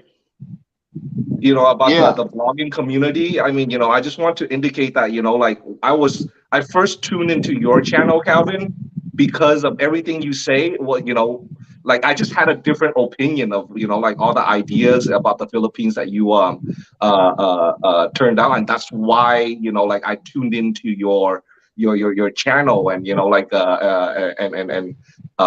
pretty much view all your contents because it's like for me personally, it's kind of boring to get perspectives from a bunch of yes mans, people who like always agree with you. So I tune into your channel because I got a different perspective. I might agree with some and might not agree with others, but that's what keeps it interesting. I'm like, oh, Calvin says something that I disagree with, and it's just like that's interesting. It just leads me to other questions and research and stuff like that. It gives you the Yeah, boots see, on the because experience.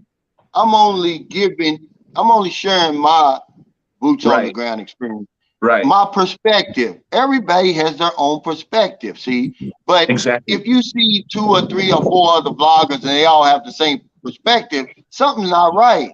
Something's not right at all, right, because it's almost impossible. You right. know, I'm just gonna Yep. tell you what I'm seeing. And when you see vloggers that say, well, Filipinos, their dream is to have a blonde hair, blue-eyed baby. Well, maybe that is for some of them, but not all of them. Because look at you, Derek. You I said you look the had part. 9 women before you found the right one, right? Yeah, yeah. So that's 9 Filipinas that said, I don't care what color you are. I just want a But good man, right? I have, And so Yeah. that's what I tell my viewers. I I have, don't tell them, oh yeah, uh they want a blonde hair, blue-eyed baby, because some of them do. man. Everybody Look, has their man, preference. We prefer Filipino women. That's why we're here. So there's nothing wrong with that. But I'm not going to say that's all they want, because it's not true. It's You not can true at look all. at my channel. That's why I don't answer. I don't entertain that question anymore. Oh, do Filipinos like black guys? It's a stupid question. If you've been watching my channel, it's obvious they do. Some of them do. if you Hell, I take don't have any problems. if you take an Englishman, you take an Australian, you take somebody from China, somebody from Korea, you could be an Eskimo, it doesn't matter. A Filipina is not going to reject you if she's looking for a good man. The race and color, that's not entering into the calculation. It's a different mindset. I've never heard a Filipina talk badly about a Chinese man or a Korean. Have you ever heard them talk badly about any race? No, you haven't.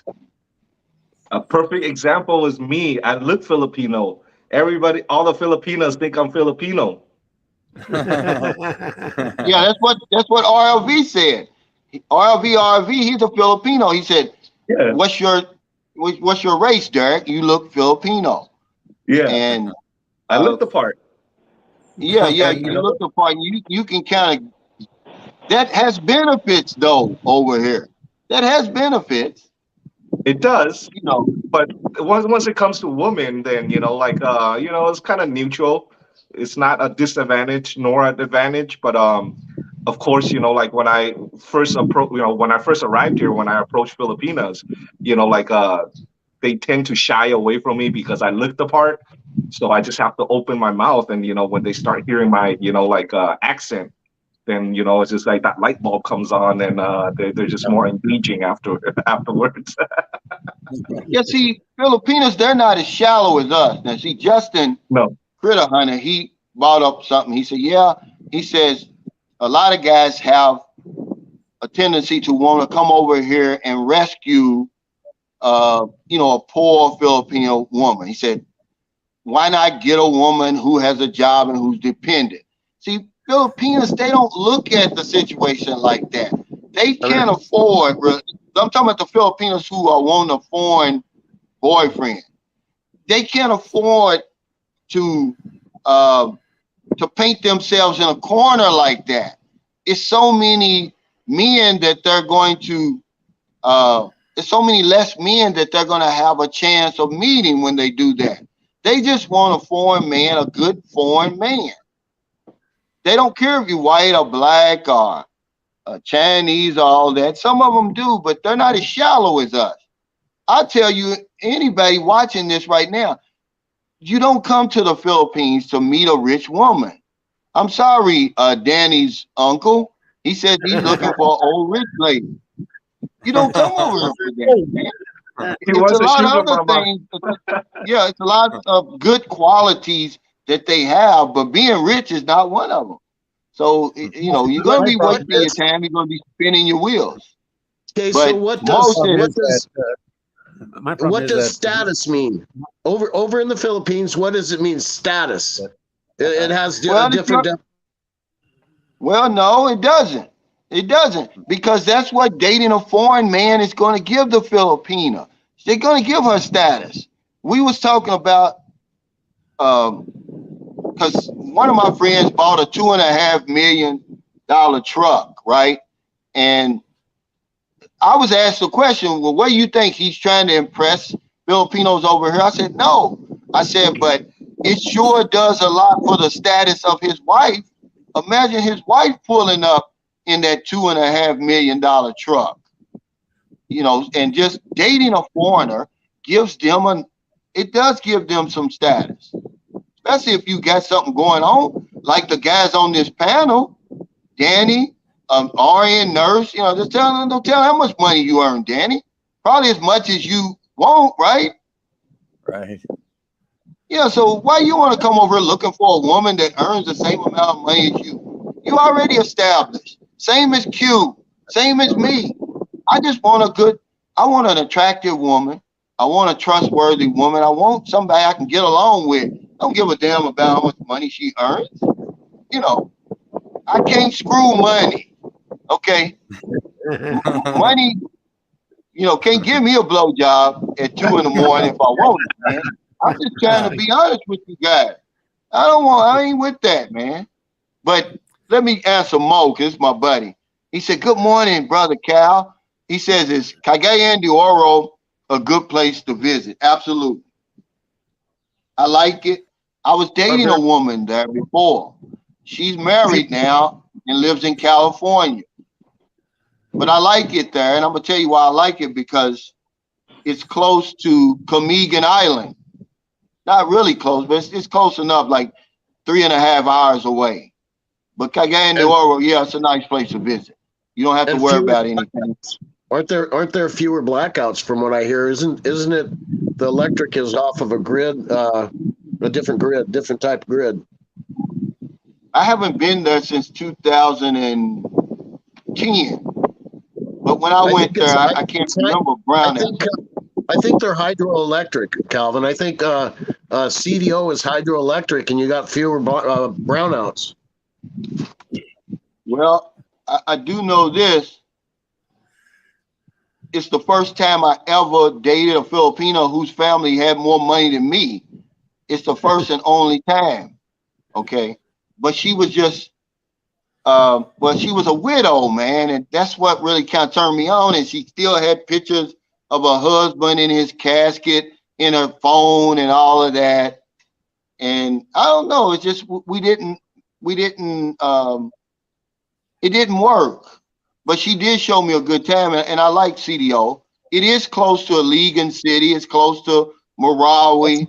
It's close to some of them sketchy areas, but I don't think you're going to be nothing. Hey, there's nothing wrong with a good problem. Yeah, you're not going to really have a problem with that. But yeah, I would say go there. And all the malls in CDO, all the malls are closer together. So if you're bouncing around each mall, they're more centrally located to each other. So it makes it a little easier. Well, I'll tell you what I liked about CDO. I don't know now because of this damn pandemic probably destroyed it. But they had a great night market there at one time. I mean, it was really nice. You know, they had it all. Food, the music. They had everything, man, there. Clothes, you know, it was a real nice night market. And I stayed right around the corner. Well, my hotel was right around the corner. But yeah, Mo, it's a good place to go. We had a taxi driver there in CDO, a tricycle driver that took us around in circles. Yeah, we told him, hey, we want to go to the G Mall or one of the major malls there in CDO. And this guy took us around and around and around and around and dropped us off. It wasn't even at our destination. We're like, wow, what the hell just happened here? What did he charge you? Was it a scam? Apparently. I mean, Yeah. there's only one G Mall and CDO that I know of, and he just took us around in circles and dropped us off. And we're like, well, what was that all about? You know, How much did he charge you? I don't remember. Yeah, I don't but remember. okay, you know you can do this. Like yesterday, we were riding with the driver. Hell, turn on that damn Google Maps. That'll save Right. you some money and time. Oh, You know, something for I'm you. like, turn here. Here's something for you, Calvin. Now you got a date. Okay, you got to pick out a place. Are you hungry, or do you want a nice romantic date, like up on the hill and where you got that infinity pool overlooking CDO? I think that would be just fantastic if you want to get in the atmosphere and just have conversation with someone. Yeah, well, there's a lot. The Philippines has a lot of romantic places. Well, Have that's what you? I'm at. Because Derek's the type of guy. He's like an off the road. Now I've been living in San Carlos City for over 3 years, and I drive past this waterfall all the time. I've never been down there. You actually went down there with your girlfriend and took pictures, right? Yeah, well, we made a whole video out of it. You Yeah. actually have an active volcano right there too, Calvin. We tried to go up there, but I just had the wrong motorbike. I needed an off-road motorbike to go up there. So I'll be visiting you soon to go up to the Yeah, volcano again. the Candler own. Yeah, Calon. You're Uh-huh. right. Yeah, Now that's a he beautiful said money natural can't buy waterfall. you. Now here he says money can't buy you love, and hell, being broke can't buy you love either. I'd rather have money and try to buy love than be broke and they ain't looking at me at all. Now Gene says, hey Cal, have you ever been to General Santos? I actually have. And I really love General Santos. But I was talking to Peter the other day, the Australian guy I told you came up to visit me from Dumaguete. He moved from General Santos to Dumaguete. I'm like, well, why did you do that? He said, I made a big mistake. Now, what I'm going to do, I'm going to go to General Santos again because he told me, he said, Calvin, it's the most livable city for an expat in all of the Philippines in his, in his opinion. Because even when I was there, I liked it. But he was telling me they've got 4-lane highways and, the universities there, the major hospitals are there. He said, I don't know what I was thinking to move from General Santos to Dumaguete, but now he's thinking about moving back. So, yeah, I liked General Santos when I was there.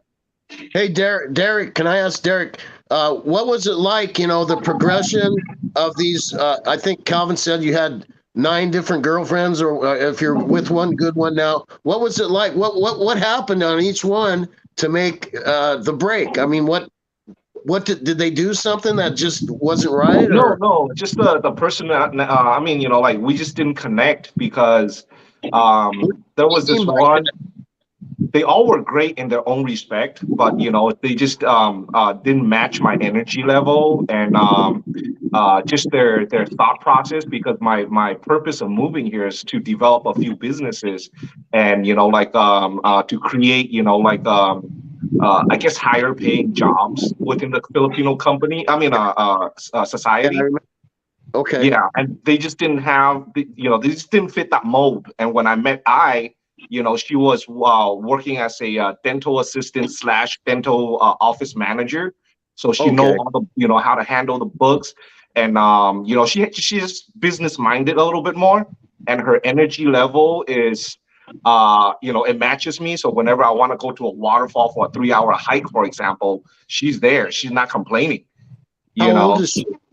She's 26. Well, it doesn't hurt. It doesn't hurt that she's hot. It doesn't hurt that she's hot either, Derek. That doesn't hurt. The icing on the cake.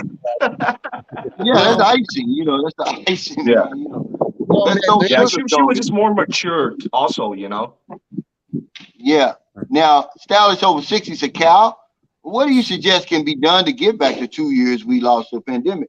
Really, we can't get that back, but we can refuse to lose any more time to this damn pandemic, we can do that. And that's what I'm going to do. That's what I'm doing. I don't hesitate. If I want to do something, I'm going to do it because, hell, we may wake up in the morning and they may have a lockdown. What can you do? You can't do anything about it. You can complain all you want, but I'm not going to lose any more time. So that's what I mean. Are you still wearing a mask up there, Calvin? You know, well, we're in Cebu. Well, we're in Cebu now, so Cebu is more liberal than anywhere else. So you don't have to have a mask on here. But in San Carlos, yeah, you know, I'm a foreigner, so I'm going to do as the Romans do. If you go in the mall and everybody's wearing a mask, I put on one because they'll look at you like, oh, he thinks he's better than us, right? So, you know, that's just out of respect. But here in Cebu, they've been got rid of masks a long time ago. And the governor was fighting against the national government here. Right, so Derek, you know, we know what, you know, she fits the mold, you know, she's giving you what you want. What are you giving her? All of this deliciousness. No, I mean, I've had her resign from her job because the income wasn't practical. And then, you know, like, so I'm giving her, you know, like I got her a passport, you know, and the motorbike business that I'm building right now, I'm just building it for her, but I'm doing it for now, you know, so I can teach her the entrepreneurial spirit, because most Filipinas here, they're more, you know, like employee type of thinking, you know. And yeah, that's even in the United States. That's even in the United States. I'm sorry. I bet she feels pretty proud. Your businesses are going to be oriented toward helping the people in the Philippines, some sort of benefit, or. Yeah. Like I told her I told her everything to expect. You know, it's just like we're not going to run the business. You know, we're just going to, you know, oversee it at some point. And we're going to create opportunities for, you know, like just like one person at a time. You know, we're not trying to change the entire culture, but you know, whoever we can help in the process, you know, like we'll feel accomplished in our own rights. Yeah, it's called giving back, Robert. Let me give you the nitty gritty. Most of us come over here, we're takers. We're not giving anything back. We'll say, okay, well, I'm just going to deal. I'm going to get as much as I can over here for as little as I possibly can, you know. And I don't think it's the right attitude to have over here. But, you know, you're a grown man. You can do whatever you want, but you got to give back in some way, shape, or fashion. Danny, when you built that house, you were giving back to the Philippines, believe it or not. Creating a lot of jobs during the pandemic. You know, see, we were talking about the other day, me, Sydney, and Franz, we were talking about, you know, buying versus renting, right? And how people who rent, they talk about guys like me who built, right? They say, oh, well, you know, because you figuring about 6 years paying average rent $300 to $400, you're going to spend the money to buy a house. But they'll say, well, that's a lot of money. I don't want to invest that kind of money in the Philippines. But you're going to end up spending that money anyhow. Number one. Number two, you say, well, I'm not going to be here that long. And you'll end up being here that long. Okay? Everything you say you're not going to do, you end up doing. So it's guys over here that I know personally, they've been in 10 years and they're still renting. It's their prerogative, but I'm like, well, damn, why didn't you just buy that? It could have saved you 5 years worth of rent. The only reason I'm here, you listen to me now, the only reason I'm here in Tucson is to stack up a little bit. You know, I can use enough money to build that little block house, and I could do that in 1 year. So I was planning on leaving here, and the people that I'm working for, they know that my plans were to go and retire in the Philippines. And they said, well, wouldn't you like to stack up a little bit of money first and have a bigger fund? And I said, yeah. Where do you plan on living at? Well, you I- smoke, Robert. So yeah, your Oh, I quit. income. You don't see me smoking, Calvin. I quit. I think I told you that. Didn't I tell you I quit? Yeah, but that wasn't that long. I hope you can stay quit, and that's a good thing. I'm proud Thank you. of you. You know, Thank you.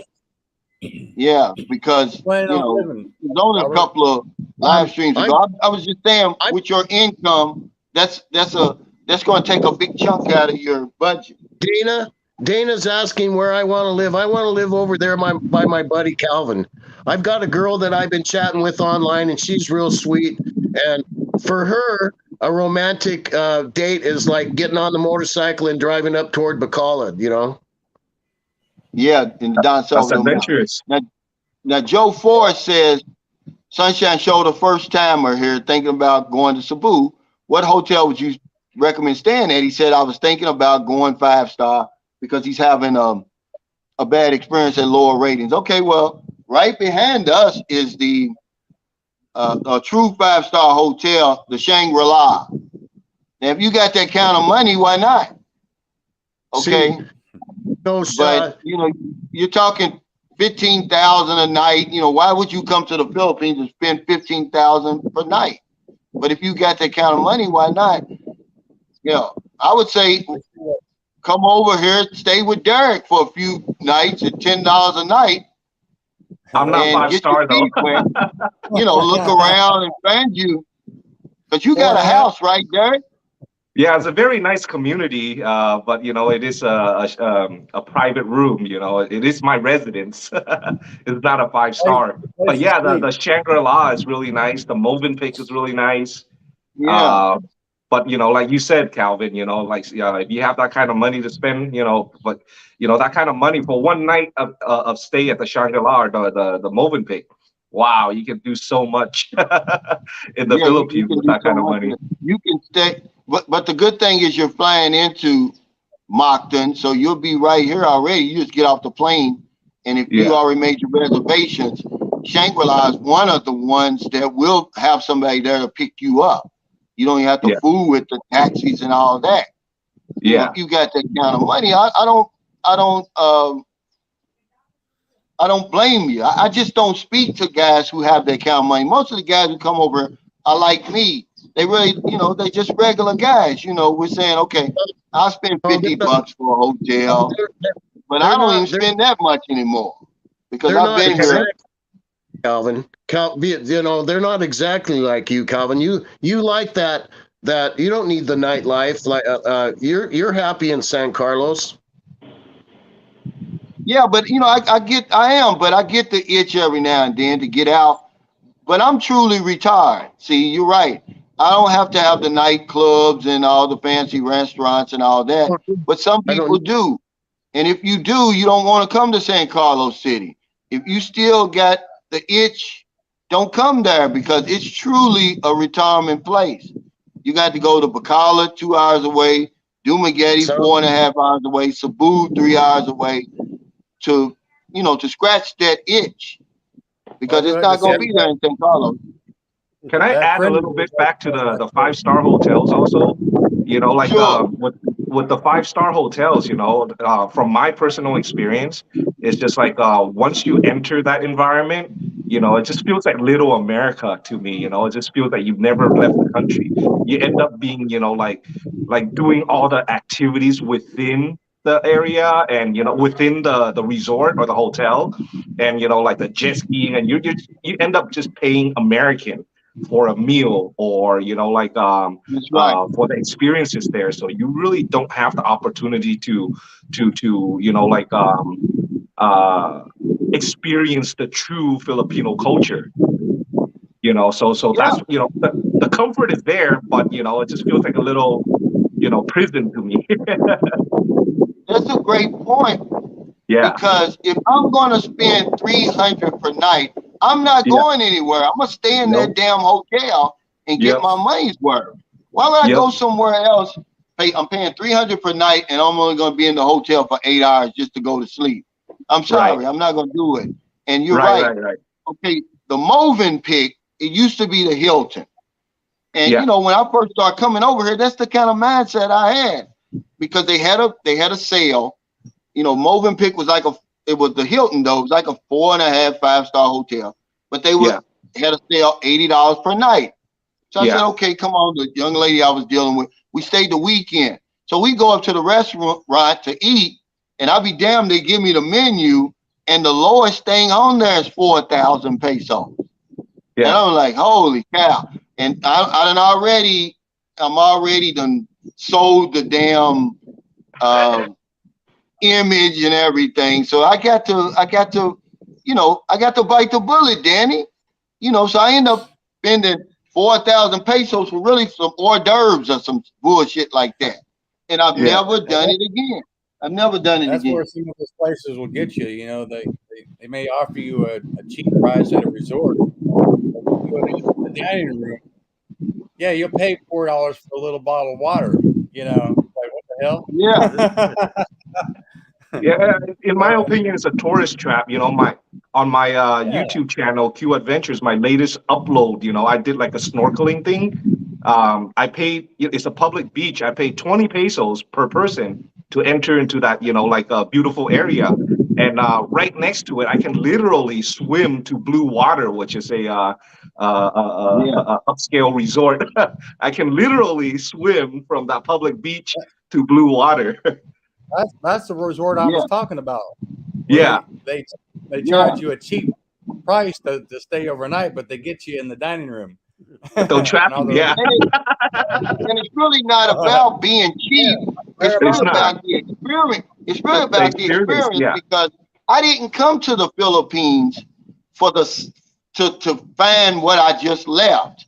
And this is the argument that I have with a lot of guys that come to see me. I'm like, why would you come over here and you want the same exact thing that you got in America? Why would you spend 20 hours on a plane to do that? I don't get that, man. I came over here because it's different. I want a whole other experience all around than what I was getting over there.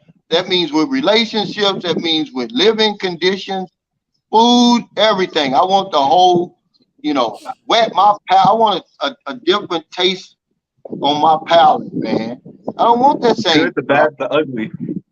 Yeah, I want it all. And a lot of times, the best food, the best experience is at these low-cost places, man. You're not gonna get it at these expensive places.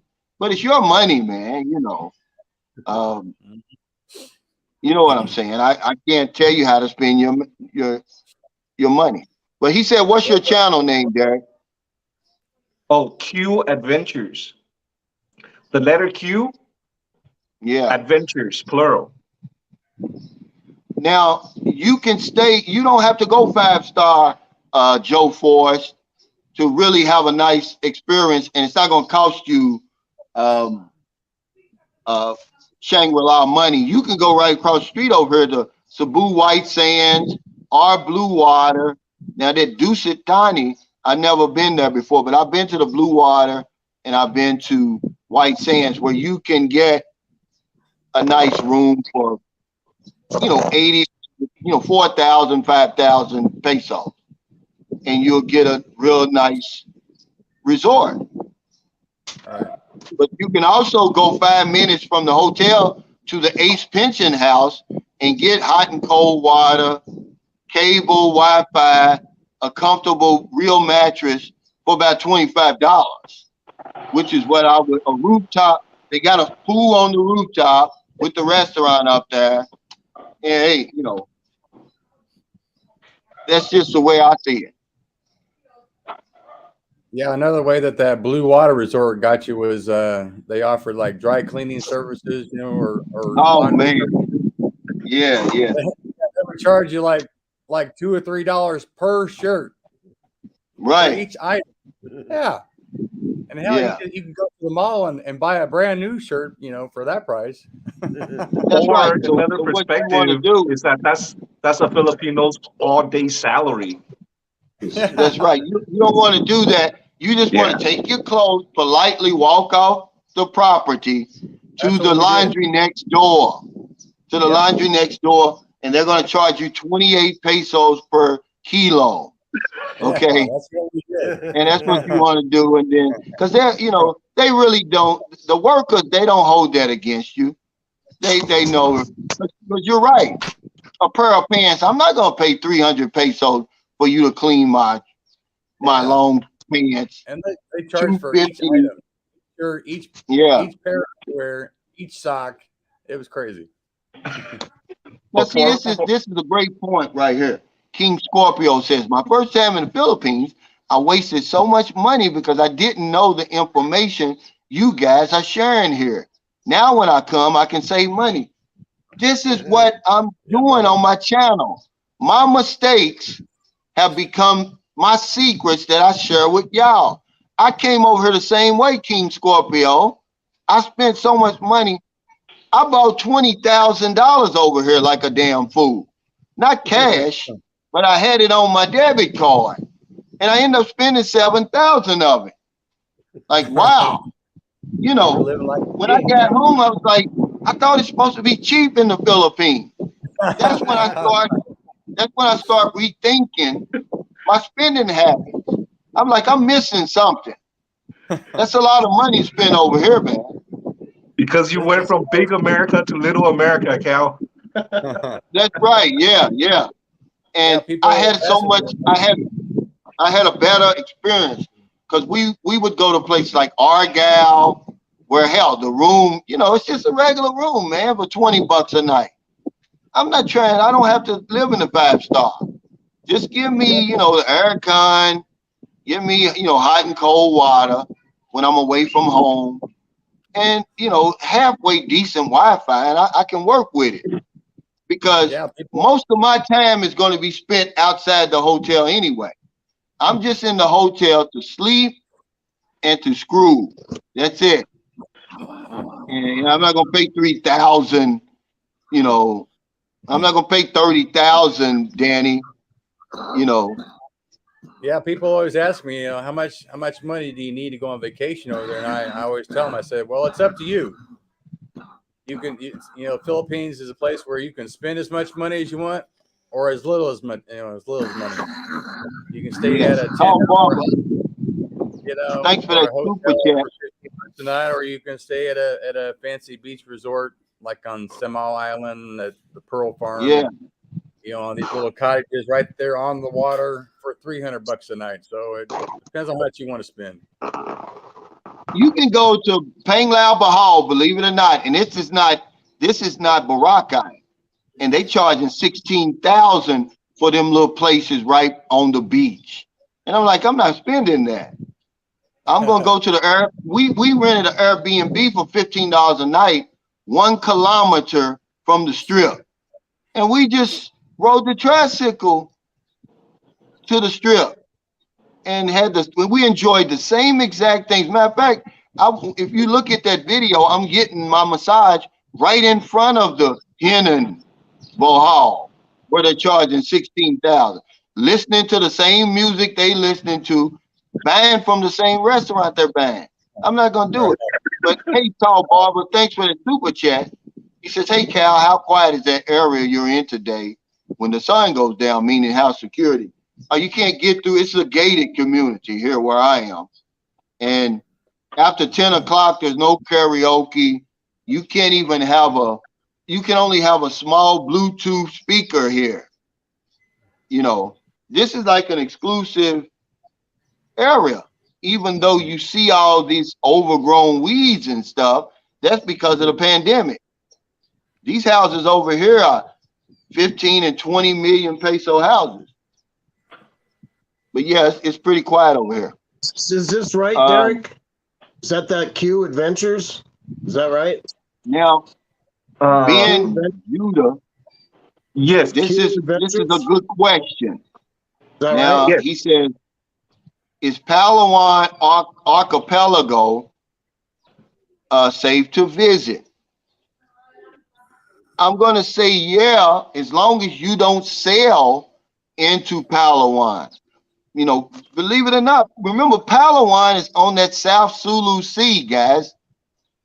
You're going to be okay as long as you're, just at the regular places. Most of the people who get kidnapped in Palawan, which a lot of those kidnappings happen in Palawan. They're on a boat. They're on a ship. They're on a sailing ship, or they're on a resort right there on that ocean, right there on that sea.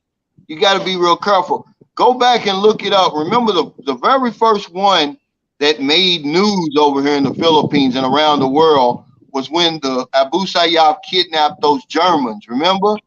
And they ended up killing one American and one German. Look it up. They got them in Palawan.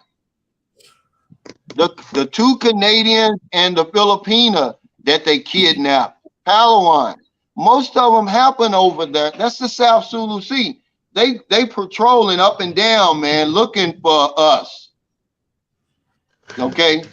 And then they'll take you all the way from there, all the way to Basilan, Holo Sulu, which is a long way on one of them little speedboats. So yeah, as long as you go there and stay around the touristy areas, you're going to be fine.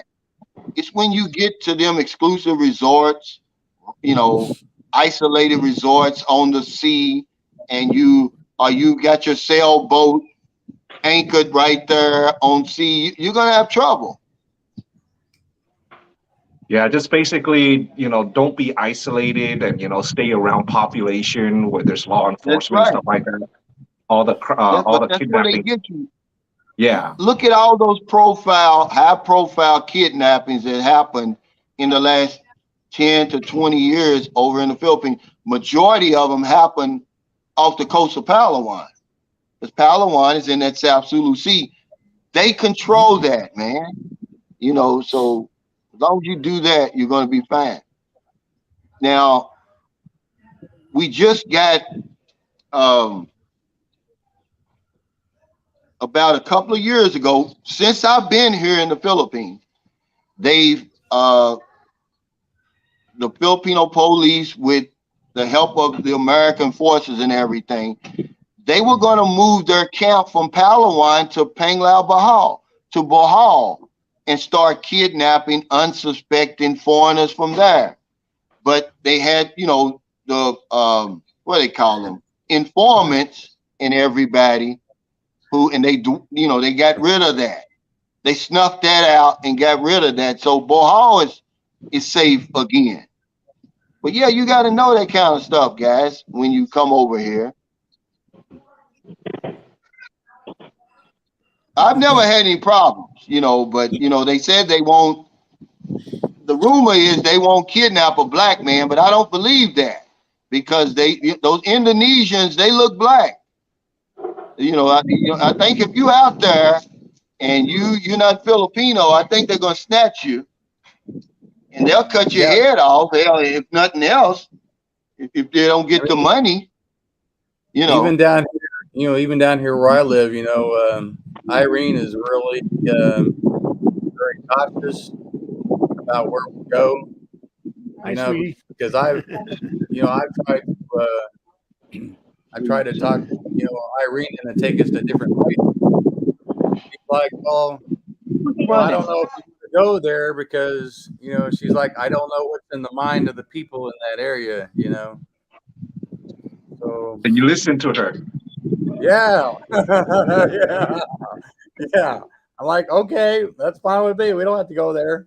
That's cool. Yeah. Yes, there's certain places you don't want to go, but a lot of times, though, if a Filipino tells you don't go anywhere, now you got to do your research, because they don't travel. See, when I first came, remember I told you I spent my first trip 10 days out of the 14 days here in Lapu-Lapu with a lady, right? She said, oh, don't ever go to Mindanao. I'm like, why? She said, they'll salvage you there. You know, they'll cut your head off and blah, blah, this, blah, blah, that. And I said, well, hell, have you ever been there before? No, but, you know, don't go there, right?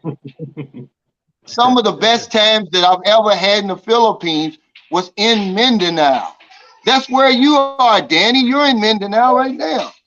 Right. But they'll scare you. But you can't listen to them because they've never been anywhere before. Well, the U.S. government on their websites tell you, do not go to Mindanao. Stay away from Mindanao. That's right. It's very Yeah, vague. well, they told me don't go up into There I the am. Sierra Madres, Robert. Stay away from there. Down up in Mexico, up in the Sierra Madres. Don't go there. Well, yeah. Have you ever been there? No, but don't go there. But the bad guys, don't get me wrong, the bad guys are there, but as long as you around, there. like he said, heavily populated areas. Like when I go to Zamboanga, I'm not afraid of being kidnapped because they're not going to kidnap you in broad daylight around 1 million people with police and military everywhere, bomb sniffing dogs everywhere. But if I go off that, if I go 45 minutes off the coast of Zamboanga to Basilan, now I'm putting my life in jeopardy. I mean, really, when those tricycle drivers tell you, the last tricycle driver we had, me and Gabe, we were coming from the resort. He's from Honolulu. And, you know, I said, what's the beaches like over here? He said, they're nice. He said, but not for you. He said, please don't ever go there. That's what he told me. I believe him because he's from Honolulu. And I already know that's a no-go zone. You know, Tawi. They got those 2 bird watchers down there in 2015. We haven't heard from them since. But guess what? I've heard General But guess Santos what? Go to. The tour guide got away. But they didn't get away. They're looking for that hornbill. They're looking for that hornbill, that elusive hornbill down there. You know, one of the most rarest birds in the world. And the people got them, man. You know. Is that where's that terminology? Where does that come from? No-go zone. Is that on some website somewhere, or do the people there? No, that's a no-go zone. Is that what they say? That's a no-go zone. No, that's Western terminology. No go. Yeah. I mean, don't go there. That's like a government website. If you, you Google the Philippines, you know, it's some kind of government website. Advisory. Yeah, the travel advisory on the government website. You know, they usually list it red and say no go zone. And it's usually red along the outer eastern edge of Mindanao and down there like General Santos. But you said you've been there, General Santos, Calvin. Yeah, see, what's in General Santos is usually NPA. They've got a lot of construct, but they don't really bother you. You know, they're not into kidnapping and stuff like that. Right. Okay. So you don't really have to, you know, because Merlin's uncle is an NPA, and hell, I give him what we give him 250 pesos every month for his medicine. Yeah, he's an NPA, you know. But the other places, like we're talking about the Abu Sayyaf. When you're in Zamboanga, you can't even say the word Abu Sayyaf. That's the first lesson I learned when I was in there. My wife said, you know, I didn't even know to say it. I had never heard of them before. She said, don't ever say Abu Sayyaf while you're here. And I'm like, well, why'd you tell me? I don't know no damn Abu Sayyaf. You don't put it in my head. Who the hell is Abu Sayyaf? You know.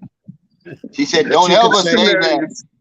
Yeah, that's but hey, guys, I got to get off here, man. I appreciate y'all. Thanks, everybody, for your super chats, your super stickers, your thumbs up. Thanks to my panel. I'm going to give y'all the last word before we get off here because my battery's running low, too. Q, what you got coming up, man? Make it brief. I'm sorry, Q Adventures, what you got? Oh man, I'm just lost for words, man. It was just such a fun time over here. But yeah, I mean, you're gonna come over in a little bit, right? Yeah, I'm gonna come over in a little bit to do that. I'm just looking for a lot of supporters. Over there. I'm sorry? Oh, you're gonna take a grab? Yeah. All right. But guys that are watching, you know, like on my YouTube channel, I'm more than halfway there with my watch channels and my subscribers. Really appreciate your support. If you would subscribe to my channel, Q Adventures, Really appreciate it. Thank you very much, Calvin, for the opportunity. Yeah, no problem. What you got going on, Danny? As always, Calvin, I want to thank you for inviting me to your panel, man. It's always a pleasure, man. I always enjoy being on here. Like you, man, I'm trying to get my watch hours. I got my subscribers. I hit that months ago, but you have to have that 4,000 watch hours to get Thank you. monetized. So that's what I'm working on right now. That's that, Danny. Road to the Yeah, Philippines. Thank you. Thank you for saying that, Danny, because people think it's easy. Oh, hell no. That's why when they say, oh, you guys come over there and start a YouTube channel, they'll say, oh, you guys come over and start a YouTube channel because you don't have enough money. And I'm like, starting a YouTube channel doesn't guarantee you diddly, right? If it was that easy, everybody would have it. So them guys, they really giving you a compliment when they say that. They don't even know it. For you to be monetized on YouTube, that's a compliment to the haters. When they don't even know they giving you a compliment, because that 4,000 watch time hours is a beast. How long have you been on YouTube, Danny? Over 2 years. And you still don't have it. I started in October of 2020. Yeah, I'm still working on it, man. It ain't no joke, guys. So when you see guys like me, that's why I'm so humble, because I had nothing to do with it, really. I'm putting out my content just like they are. Timing is everything. Luck has a lot to do with it, man. It's just your channel. It isn't mine. If I went to somewhere else, I'd be struggling to have my 4,000 watch time hours, Danny. But just so happens that I'm in the Philippines. When I started my channel, I had no idea the Philippines was so popular on YouTube. If I did, I'd have started it a long time ago. I didn't know it, And what makes it difficult, to hit that 4,000 hours, it's a revolving 365 days. So that 4,000 hours begins a year ago from like today. So all those watch hours you got from years ago, all those disappear, and it starts back over. But actually, it's a 28-day. It's actually a 28-day rotating cycle. But you've got to keep that 4,000 hours. It has to be consistent. You can't just get 4,000 and then, I got it and I can relax. No. Right, you gotta keep, because your biggest, in 28 days, my biggest video is going to drop off there. And then my average is going to recalculate all over again. See? It's hard. My biggest thing, I just want to get monetized before I retire so I can get all that paperwork and all that shit done while I'm in the United States. Yeah, while you're in the United States, But Robert, what you got, man? What you got coming up? I know you excited about your new job. Make it brief. Well, about as excited as you can be, but really, decide what you're doing. My best advice, what are you doing? Are you on a vacation or a staycation? Is that, what are you doing? What are you planning? Okay. Now for me, I've already decided on San Carlos. It's a no-brainer. The cleanest city in the Philippines. What's not to like about that? And Calvin, thank you for creating that community pantry, because that just makes my stay there a little more amicable with the people there. Knowing that I have a relationship with you is very beneficial to me. Thank you, sir. Well, you're welcome, man. What the Philippines has given me, I could never repay them. I crawled into the Philippines in 2018. I was in bad shape. Okay, if it wasn't for these people loving me back to life, I'd probably either be in jail or dead, because they were getting on my nerves over there. They were getting on my nerves over there, guys. And that's why I came to the Philippines. And I'm just so happy that things turned out the way it did, that the people welcome you here, that they don't bother you here. That they give you, all we got to do is just give them back the same respect that they give us. That's not hard to do. So, okay, guys, take care, stay safe, stay COVID free. I'll be over there in a little while, Q. Yeah. Send me your address. Send me your address. All right. I'll shoot you an address in a little bit.